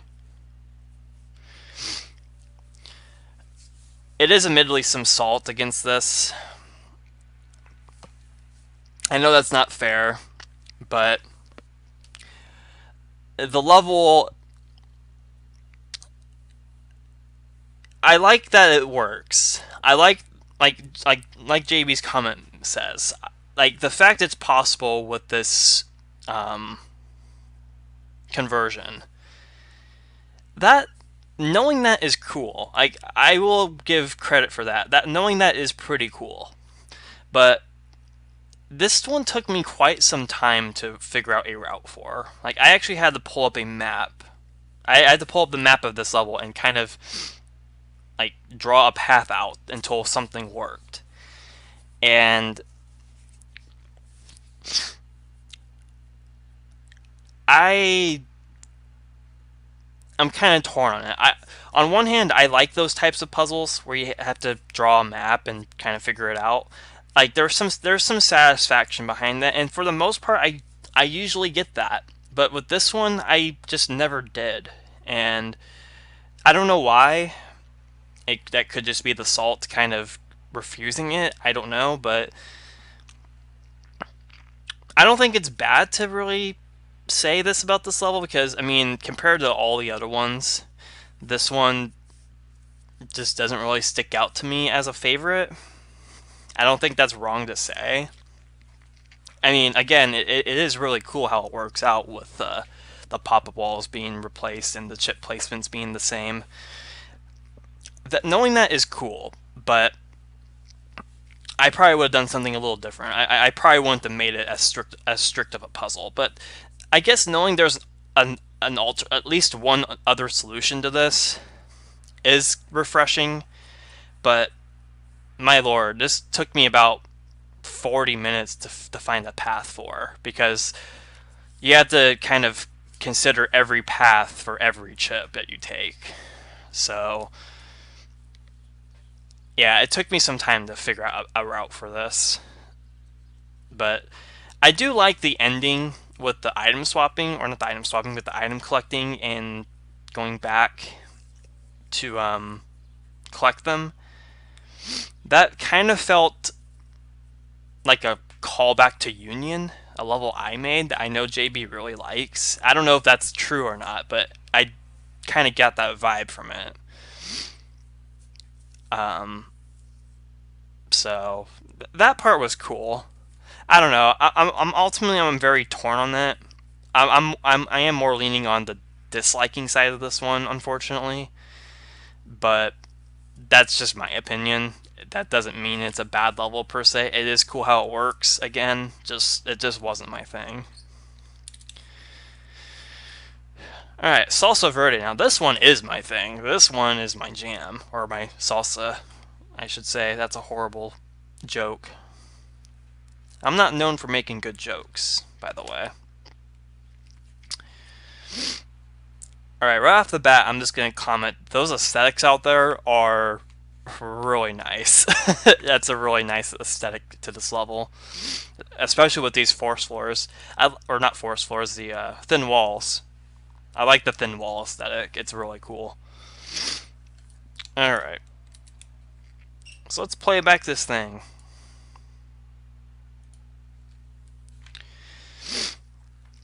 Alright, Salsa Verde. I had wanted to create a Force Floor checkerboard Silcoman for a while, since playing Mike L2's Blocktown, of all things, and Block Party, appropriately enough. Or, no. And Block Party, appropriately enough, felt like an interesting place to install one. The layout went through a few changes before I settled on the final one, mainly because I wanted to force both the 3-blocked nail and the nail off the block at the top, but it was incredibly satisfying to pull off. The rest of the level is admittedly filler, which is why it placed fourth in the competition. Ironically, the trope of tough first puzzle followed by easy victory lap stuff was inspired by some of Jeffrey's Walls of CCLP4 levels, like Terrace Village. Originally, I had a partial post puzzle involving the horizontal teleport, but it was easily busted in MS, sadly, so I removed it as a requirement. I really liked the way it turned out, though, especially with the aesthetics. I do remember it was submitted for the block puzzle crate competition. I guess outside that starting room, I guess I do kind of see this level being filler, the rest of it. But I mean, it's Block Party. There's really not a whole lot you can do with this layout. I also really enjoy this ending part. It's a nice way to use those that little cross-shaped room on the right. I really like the way that was worked out. But all in all, it was a really cool level. It was nice to see a semi-tough one be used in a previously known lesson level. So that's always cool. And JB did quite a few of those with the lesson wall templates in CCLP1. So yeah, I like Salsa Verde. I'd like to see this as like a fairly early level in CCLP5, like in the 30s or 40s maybe.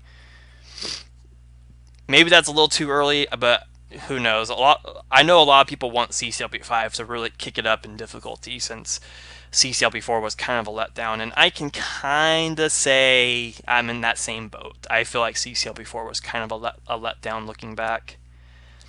Now, we had this fantastic opportunity to make this really killer set, and for a while it was that, but I think after about a year or so after its release, a lot of people started thinking it's just another CCLP1, basically.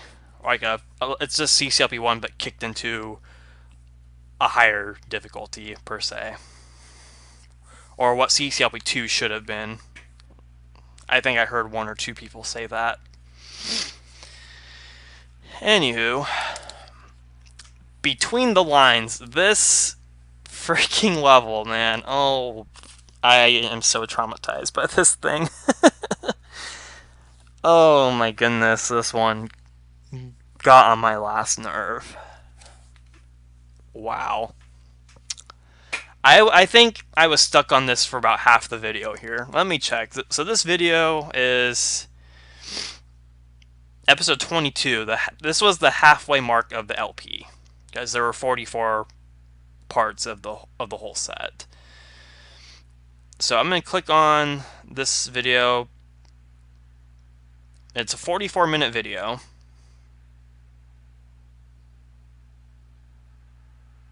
Trying to see where I got, or when I got to this one. Okay, so it's a 44-minute video. I got to this level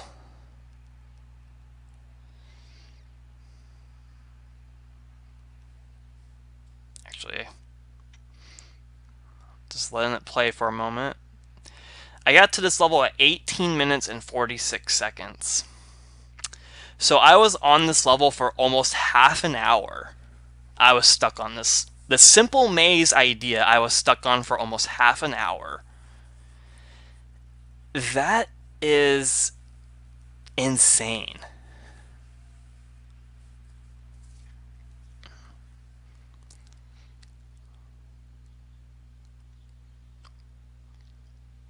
All right. Well, let's play back this solution. Nothing changes with the map, but let's just do this. Alright, so I guess to start things off, the reason I changed the walls was not only due to the 2 points you mentioned, but also because the maze crossed over so much that appearing walls had the potential to make some sections more trivial if you revisited them later, or spots adjacent to them. I also wanted the original wall pattern to stand out a bit more. Maybe it's a little too mean though. I'll think about potentially changing them back. But all in all, this is one maze I'm super proud of. I wanted to make something genuinely confusing, and it looks like it was. The other level you were thinking of is most likely Walls of CCLP4's Rubber Detritus, which had pink balls and vertically oriented thin walls. Okay, so I'm just gonna go ahead and say right now, I don't remember exactly what I said about the invisible walls being invisible, but if I requested them to be changed back to appearing walls, I retract that statement. Wholeheartedly retract it. This maze, despite how long I was on this for and how frustrated it made me, I really like it. And I don't want the invisible walls that should be changed back. I think them being invisible is it adds an entire new layer of this level of the maze, and I didn't include this in my realm set, but I would really like to see this in CCLP5. And something that I wasn't able to notice in playing the level, but I can see as the window, as the whole map being played out. I love how all the ice spaces are rotationally placed symmetrically. That is that's such an awesome touch. I never would have noticed that, or I never noticed that when I played the level. That's really cool.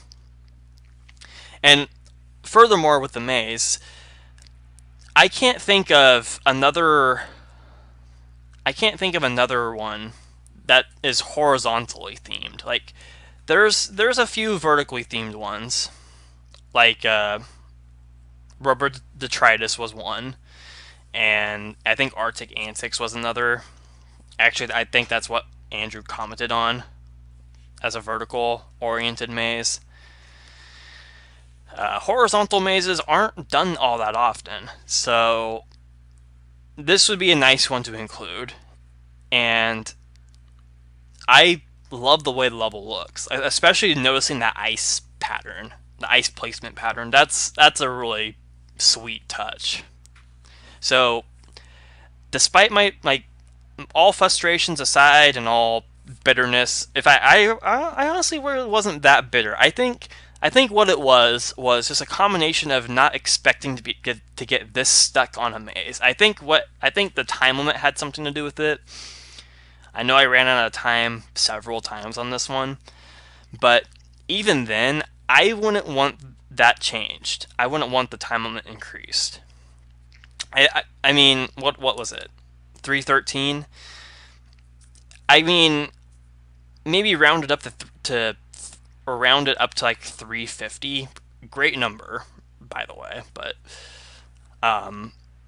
if anything, but I would definitely leave it strict because that added an entire, like, the components of the invisible walls, the ice mixed in, the horizontal aspect of the maze, the time limit.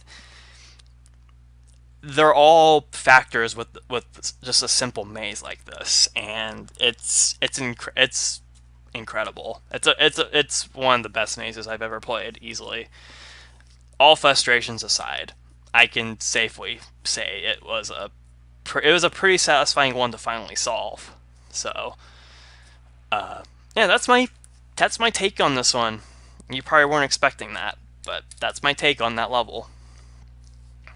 All right, next up we have Molten Magma Melee.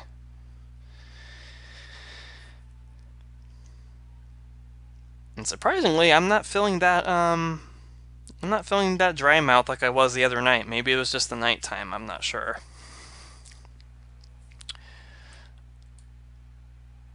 Okay, I wasn't expecting it to change so little. I thought it would change a little bit more than that. Alright, Molten Magma Melee. Scroll down to the comment.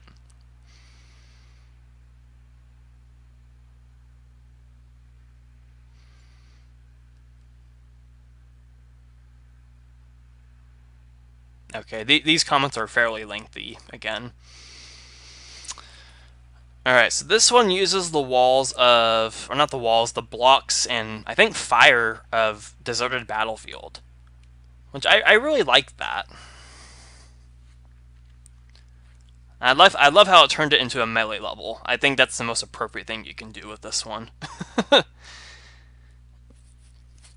Alright, comment time.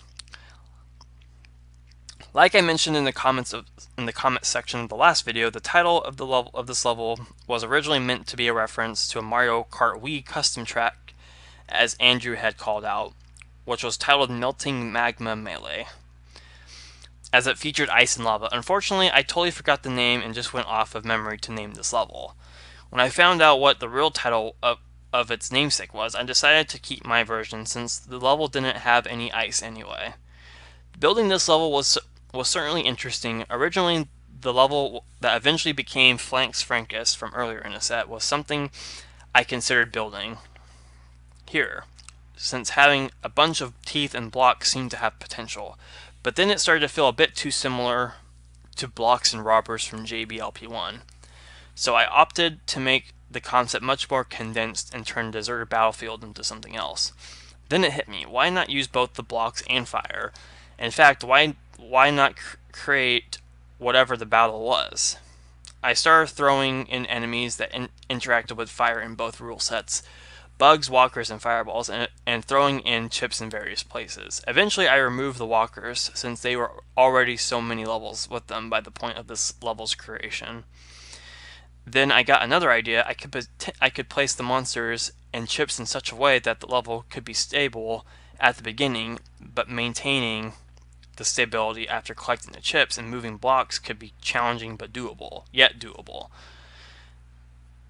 This was what I ended up with going for the final level. It's not my favorite, but I think it works for what the source material was. And I can admit to that, or I can agree with that. For what the source material was with the blocks and fire and stuff, and I'm really glad the walkers were removed from this, because if they were kept, man oh man, I probably would have been on this level a much longer time. But I really like this one. I love the extra chips of this. I think if all of them were required, it would have been fine, but I think some being extra was a nice touch. I think the chaotic nature of it was really fun, and it was just a blast to play. Like, it was a nice, just go out and just do whatever you want. Like, there's no restriction, there's no ordering, there's no nothing. Just go out, dodge some monsters, push some blocks out of your way, and collect chips and get out alive. Like, levels like that are such a nice thing to play. I really wish I played this immediately after Between the Lines, because I feel like if I did so instead of starting a new video up with starting with this one, I think I would have enjoyed this level a lot more, just on virtue of how long I was on that freaking maze. But unfortunately, I didn't want to make the video too long, ironically enough. So I opted not to do that, and I kind of regret that, but I still like the level nevertheless. Alright, antique television set.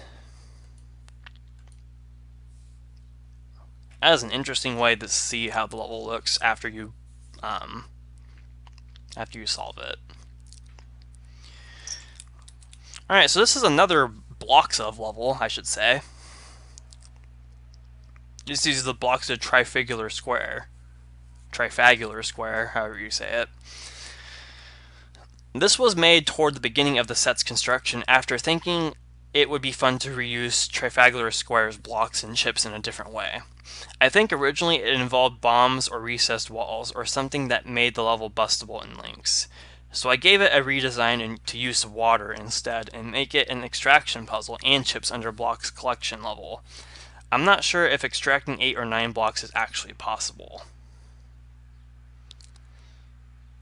but 7 felt reasonable and open-ended enough to require, so I just kind of ran with it. I didn't bother really digging in to find out, but I guess if it were, that could have been used for the hint. Well, with the creation of Suck here, it might actually be possible to save some extra blocks out of this, but I am not going to be the one. I'm not going to be the poor soul to test that one out. Wonder who's going to get that reference. But this one was really tricky. This was a really tricky one to figure out. So it's like right here, I already have 7 blocks to use for the exit, but I need to collect all the chips. So I know this is CC1, but if this was ported to CC2, which I don't think I've ever really said my piece on CC1 ports to CC2, but I'm not the biggest fan of those. But I think if this was ported and all these blocks were directional blocks, or you had a secret eye, I think that would have been a lot better.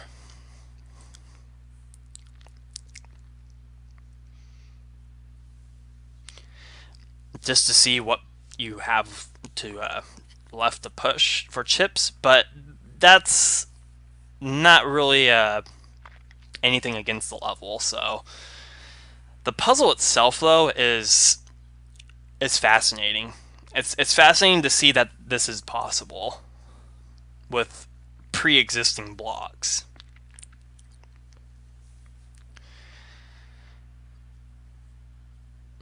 It makes me wish I did something a little bit more with the blocks of Lazy Hourglass from CCLP3. Because when I made, what was that level called? Massive Mindset Shift, I think it's called. When I made that level, I didn't really think about using the blocks for any reasonable or any real purpose. I just kind of used them as part of the aesthetic and kind of focused on the intersections of all the blocks themselves. But looking back on that one, I feel like I could have done something more with it. But I love the what was done here with the pre-existing blocks of Trifagular Square. It was a fun puzzle for sure. All right, bento box. We're almost done. I can start feeling my throat starting to get scratchy from the constant talking. Also, I totally just realized I forgot to start up a timer again. Oops. Oh wells. I already know it's going to be more than 2 hours, so that's okay. Alright, bento box. This one, I absolutely love this one. This is a favorite of mine.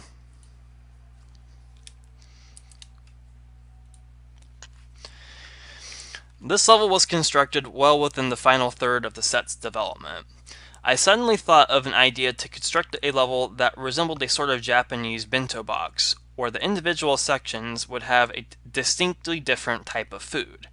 Right off the bat, I knew the idea would probably feel similar to Exhibit Hall, but I thought about running with the idea of making each section with that kind of Sandshaker-esque design aesthetic, where no tiles would be floor. This was also done a few times later in design order for a Room of Requirement, which was a much larger space to fill. Klosterwinger, or the source level this uses the walls of,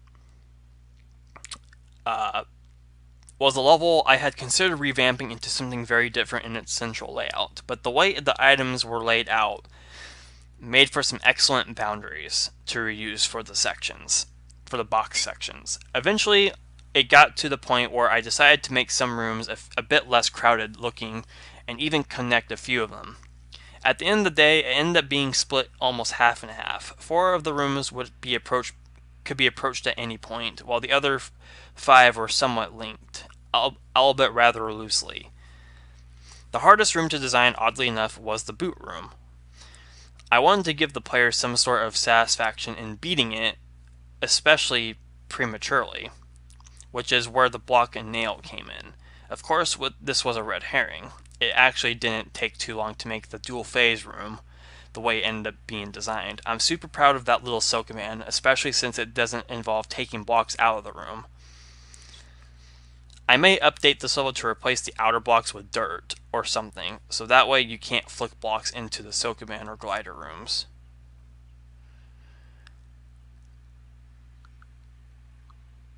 But overall, this is definitely one of my favorites, and it is one of mine as well. So I love the fact that all the rooms, they don't have floor initially. I love the Silkaban right here. I loved this blue key room. Admittedly, there's a lot of bias behind that one, but I do like this room exists here. I kind of like this room too. This upper left room right here was an oddball. It easily was the oddball room of all the rooms here. But I like the way it played out. And I love how these 2 rooms right here were connected. I absolutely love the way those were connected. And the nail, how the nail's used, this little setup with the glider here, and how this one works out. These bottom 2 rooms, admittedly, are pretty simple, but I respected the design philosophy of having half of the I'm losing my words because my talking is starting to become harder now. How 4 of them can be approached at any time. I like that philosophy a lot, so I definitely respect it. But overall, I do like this one.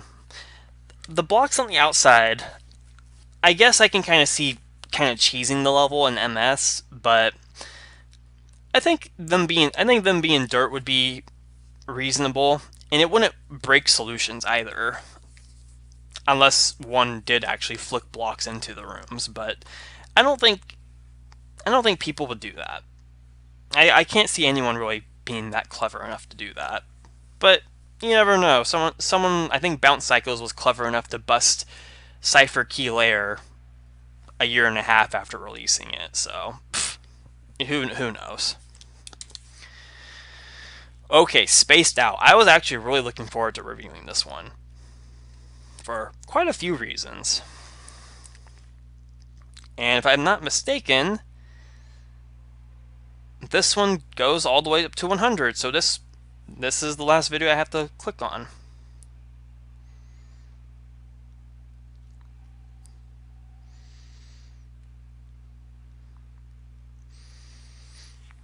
Alright.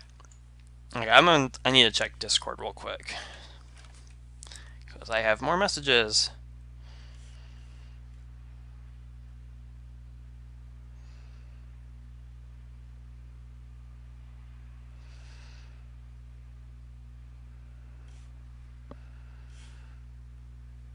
Okay. Nothing, again, nothing in particular. Alright. Spaced Out. So, there's a level I have in Josh L6, which again you will see when I play that set, called Piston It Away, and also uses the walls of Colors for Extreme, and is also a toggle wall heavy puzzle level, or puzzle-ish kind of level. So, I love the fact that there's similarities between this level and Piston It Away from my set. And I believe it was completely unintentional too. So there's that. And not only that, but I actually really like this one too. So let's go ahead and restart and play back. I had this idea of turning Colors for Extreme into a mega difficult 130s level with several monster challenges, which is why I hesitated on starting construction on it. Eventually, I got the idea to slowly build it out one room at a time, so I put together the toggle room at the beginning, which ended up being easier than I was initially hoping for. By the time I reached the 148th slot in design order, it was apparent that the set could use another toggle themed level, and it didn't need to be that hard. I intentionally stayed away from looking too closely at Piston It Away, since I was hoping the two levels could be pretty distinct.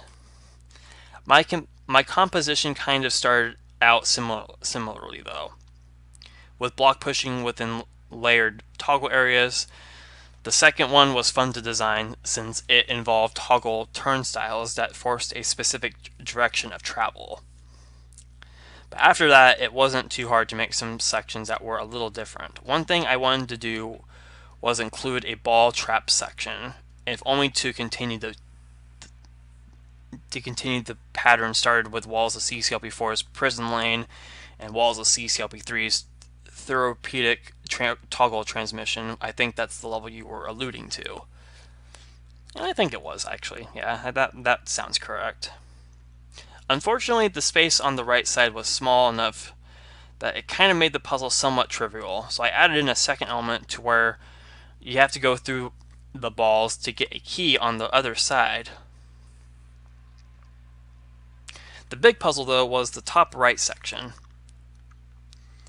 I wasn't sure how to use the space, but I did know that I wanted to leverage the 3x2 area on its left side to turn around a block. Eventually, it got to the point where I had to keep installing more to prevent it from getting busted. The solution in Lynx is just to press the third tank button immediately after hitting the toggle button. It's pretty much exactly what you did. Overall, it's not my favorite level, but I'm proud of how it turned out. I do remember this was the second to last layout used for the set, which honestly really surprised me. It still surprises me to this day.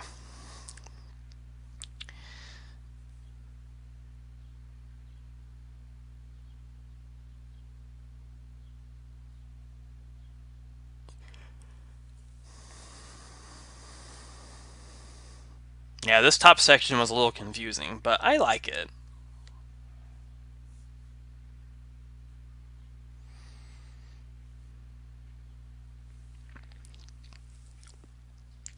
So whenever I do the Josh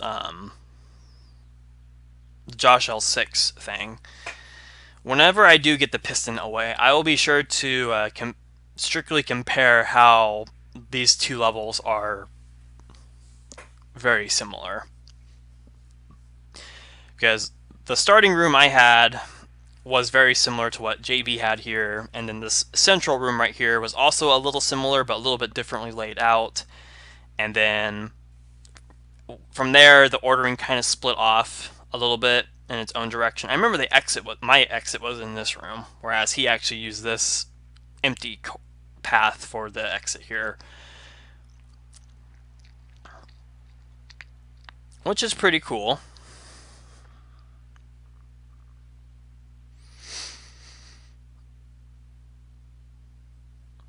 But I like this one.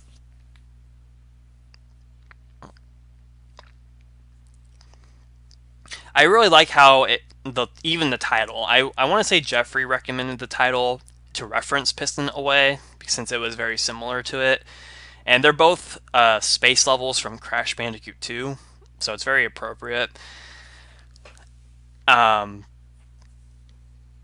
Yeah, very fun level, very fun toggle wall themed stuff. I love the starting room, the central room, the alluding to this stuff right here. I thought it was pretty cool as well. Um, Things like this with the uh, balls on trap buttons. Those are always fun to do.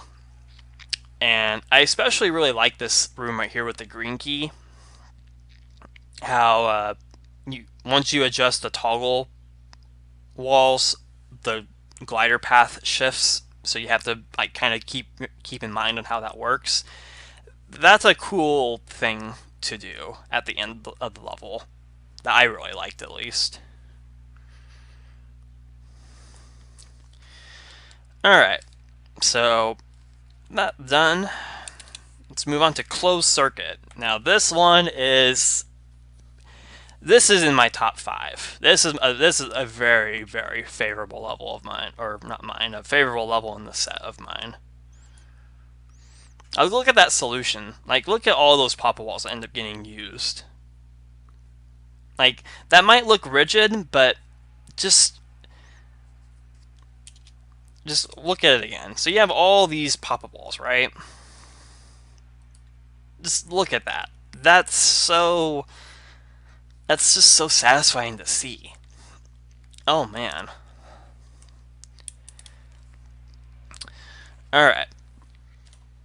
Wow, that comment is long. But we're almost done. I can do it. We're almost done. We're almost at level 100.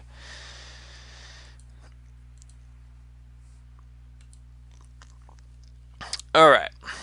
Closed Circuit. This level is undeniably the meat and potatoes of this segment of 4.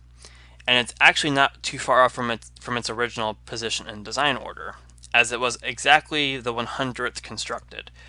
I had wanted to build a clay tunnel-esque level for the set for quite a while, but I was never quite sure how to pull it off, especially when it came to distancing itself from its predecessor. Then I noticed that I hadn't yet built anything with the walls of bombs away. I know I could have landed on something that used the chip slots and maybe include all the bombs and remix their detonation in some new way, but I felt like doing something completely new. And it was a small space anyway. Small enough that it'd feel just right to make for my theoretical clay tunnel 2.0. Then I remembered something else. The level closed track from Josh L2. What if all the non-recessed wall tiles could form a connected path? Even more, what if all the goals for the level were scattered and could be approached non-linearly?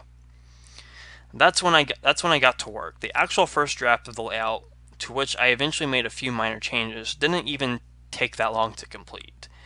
What I began discovering was, while building it, it was that the upper right room was quickly turning into the primary hinge point, since it revolved a return trip that expended more recessed walls, and everything in between involved using walls that coincided with spots that would be leveraged in other sections. Eventually, I got to the lower left room and decided to make it a loop to distinguish it from everything else. I didn't, however, know that it was possible to complete it both ways. The solution I used was to go clockwise, reaching the bottom trap button via the recessed walls on the bottom row below the stair-step path part of the path. Of course, none of this would feel quite as satisfying if it weren't possible to reach the beginning again to exit. When I finally found a version of the layout that allowed for it, I called it a wrap. The title is a dual reference to Closed Track and Short Circuit, thus Closed Circuit. I'm so glad you enjoy this one because it's one of my favorites in the set too. So, I know this was ported to CC2, because I have played it in the voting pack it's in. I don't remember which one it's in. It's in off the top of my head, but I have seen it in the voting pool for CC2LP1. Just it's flipped horizontally to be so the traps are actually connected pedantically, thanks to how CC2 connections work. But other than that, it's the exact same level. But even with that one, even though it's a port, I like this level so much, I still gave that a 5 for CC2LP1. And I guess now is a good time to talk about like my stance on CC1 ports to CC2. So when it comes to CC1 levels being ported to CC2, I'm in the mindset of, if you're going to do that, at least make significant enough changes to your port to make it worthwhile to play in CC2. If it's just a straight up port and there's no changes made, not even if it's just something as small as including a bonus for something, like something minor, not just porting level and just throwing bonus flags everywhere. I did that when CC2 first came out, and that's kind of what made me dislike CC1 ports, was because of this.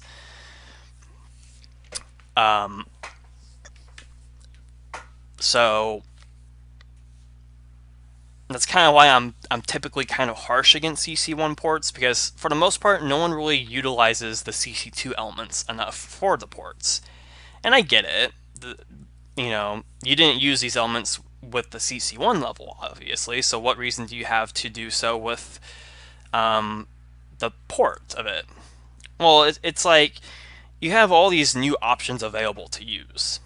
And if you just straight up port your level and not make any changes to them, outside of changing buttons to be connected to where they're supposed to be, if you have differently connected traps or clone buttons, then the level might not be as appealing. And with this level, even though it's the exact same thing, just mirrored or flipped horizontally, I don't believe there's a bonus for anything in that level because everything's required. I still gave this a high rating because of how much I like this level. And CC1 ports aren't bad. Not every CC1 port has to have this strict, oh, you have to include a CC2 element or it's not enjoyable. You don't have to do that. I get that. But a lot of them do not do that, if that makes sense. They just port the level and they call it good. Nothing else. And to me, that just kind of feels kind of, I don't know, I guess kind of lazy. I mean, at least with this one, it flipped it horizontally, so it still worked in CC2. But I still gave it a high rating because I do want to see it in an official set, whether it's that one or CCLP5. I can't say that about the few others from this set that were ported. I know there were at least 2 others. I don't know if I know I haven't gotten to one, but I don't know if I did the other or not. So I still gave this a high rating. I found it absolutely fun to play. I like the callback with the level name. I love how it plays out at the end. I love the fact the blocks required for the end. It's a really fantastic level. So really nice job designing this one. I love it. Like I said before with Jet Black Incursion, as the designer of Clay Tunnel, I just have the biggest smile on my face seeing others use the Clay Tunnel concept in their own way. And this one took the Clay Tunnel concept and like completely boosted it up to all hell. So it was fantastic to play, fantastic to figure out. The size was just perfect. Like if this was the size of Snowkoban, that would have been fine as well. But this size was absolutely perfect for this concept. It wasn't overwhelming, like, what's that level? Fumbling in a lark or whatever from Walls of CCLP4. That was a little overwhelming for the size, but this one did it right. I absolutely loved it. Whether it gets into CC2LP1 or CCLP5, I want to see it in an official set easily. Alright, 2 more levels to go. Oh man, I am starting to feel the tiredness hit me. So I think I'm going to take a nice nap after this. Alright, Open Circuit. Appropriate title.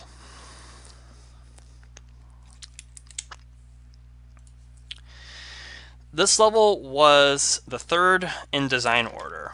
Oh wow, the 3rd level of design for the set. Constructed on day 1 of development.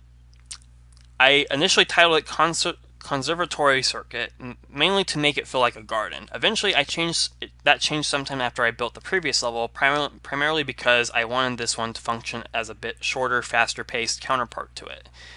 I figured trying to make Exhibit Hall more constrained would be a futile effort, since Warehouse of Lost Hopes and Dreams did this incredibly well. Thank you. I'm really proud of that level. So I opted to go in the complete opposite direction and make the level super speedy and open-ended. I also brought back the ice path crossing over 4 slides leading to doors idea, previously featured in JBLP1's Hold On. The premise of this level, though, was a lot different. A speed challenge where you had to be quick on your feet with your observational skills. I wasn't sure what time limit would be reasonable. After watching that close shave at the end here, I'm pretty satisfied with it. Yeah, this was definitely a nice speed rush challenge, appropriate after a puzzle, a fairly heavy puzzle that Closed Circuit was. Thinking about not collecting keys and all that stuff, or you can only collect 4, I guess I should say.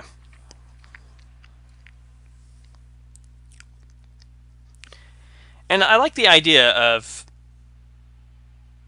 getting rid of the locks like this, like following this path.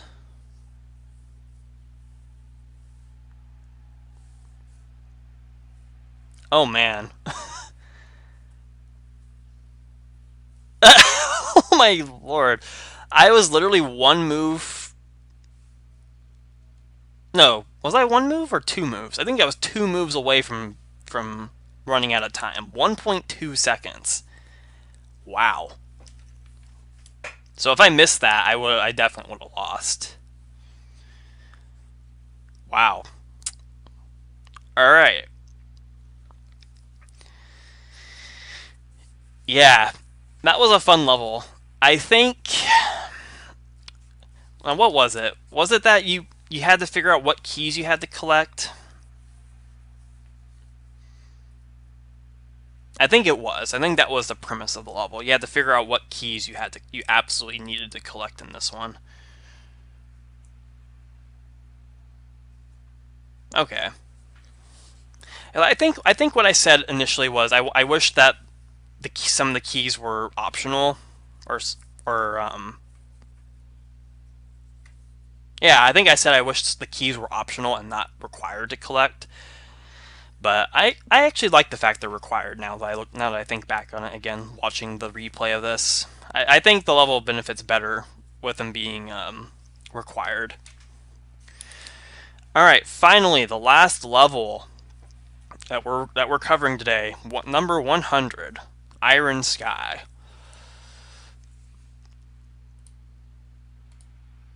And then y'all can leave me alone for about another month before I record another one. And go back to the 20 level pace. Now I'll try to be more consistent with recording again. More Discord messages.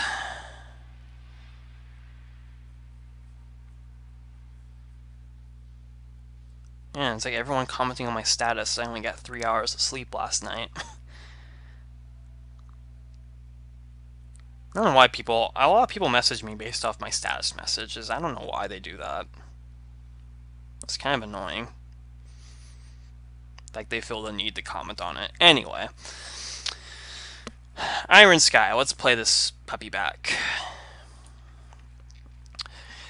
Yes, the opening room was inspired by both Suddenly Tanks Falling from the Sky and Club Penguin. Oh, hey, I forgot Club Penguin was a level I made. I really like the idea in the latter level a lot, but I thought it would be better serviced by occupying a far larger area. I wasn't sure how many blobs to use, but after some testing in both rule sets, 3 seemed to be most reasonable. Then came the other room. This was actually inspired by Pit of 100 Tiles' conveyor belt, as it involved both automatic and manual elements of clearing a path or providing tools to do so. I thought it'd be neat to continue the raining tanks, with clearing something being their primary purpose instead of simply something to dodge. The key to this section, though, is avoiding pushing the blocks until you can reach a point where it's possible to push them horizontally, since diving too deep can create long paths to maintain. I really like the idea and kind of reused it as the opening section of Red, Black, and Blue, placed earlier in the set. Unfortunately, the Andrew-esque button alarm for the timer ended up being a moot point since the blobs can drown it out. I'll probably remove it in a future update.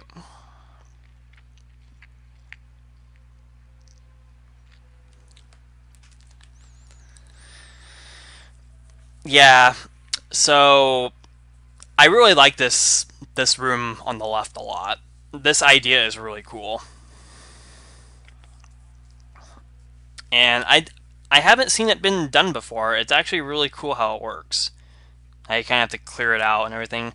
If it's not conveyor belt, I'm thinking of assembly line. That's not the right level. Yeah, I think without that mechanism down there,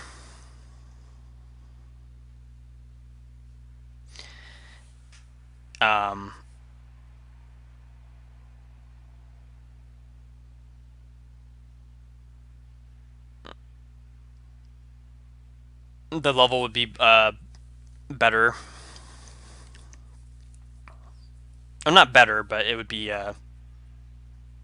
it wouldn't harm the level any without it, because yeah, the blobs do kind of drown out the noise of that alarm. So one thing I really liked about this one was I admire the fact it used the way it used the snipers. Like, the snipers was one of those levels in CCLP1 that just kind of boggled my mind why it was in that set.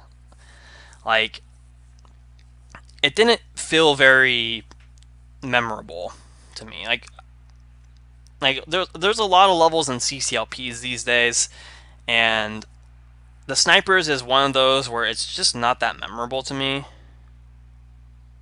and whatnot. But I love the way it used these walls with the tanks falling from the sky apparently, and how it nods to two levels of mine that I made. The Club Penguin room with this concept, I will admit, I should have only included 1 blob in there. I shouldn't have done 2 like I did, because I think 2 kind of made it overkill with the space. Especially seeing that this big room only has 3. But 3 really works for this concept. And with the size of the room, and the size of the room helps it out.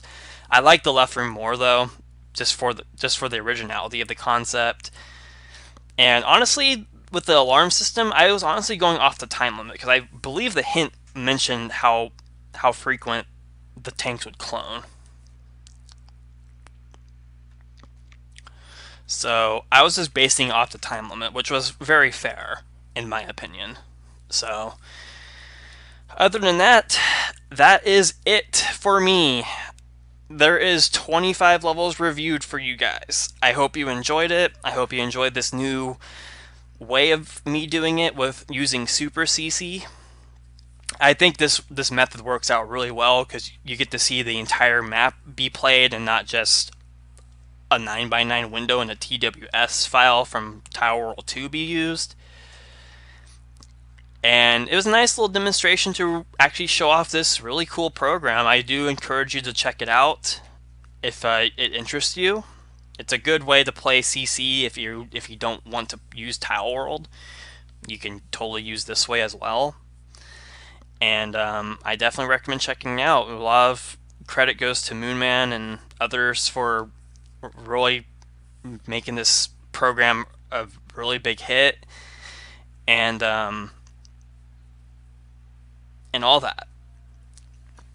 So I hope you enjoyed this really long video. I hope it satisfies to your heart's content, and I'm gonna go take a nice brief nap and maybe a hot shower, because that will help soothe my throat from all the talking. So until then, guys, thank you for watching. I hope you enjoyed, and we will see you next time for levels 101 to 120. And I will actually stick to the 20 level thing from here on. So that should just be about 2 more videos. 2 maybe 3. I might split up the last decade in its own video just to make it its own thing. So, but until then, thanks for watching, and see you next time.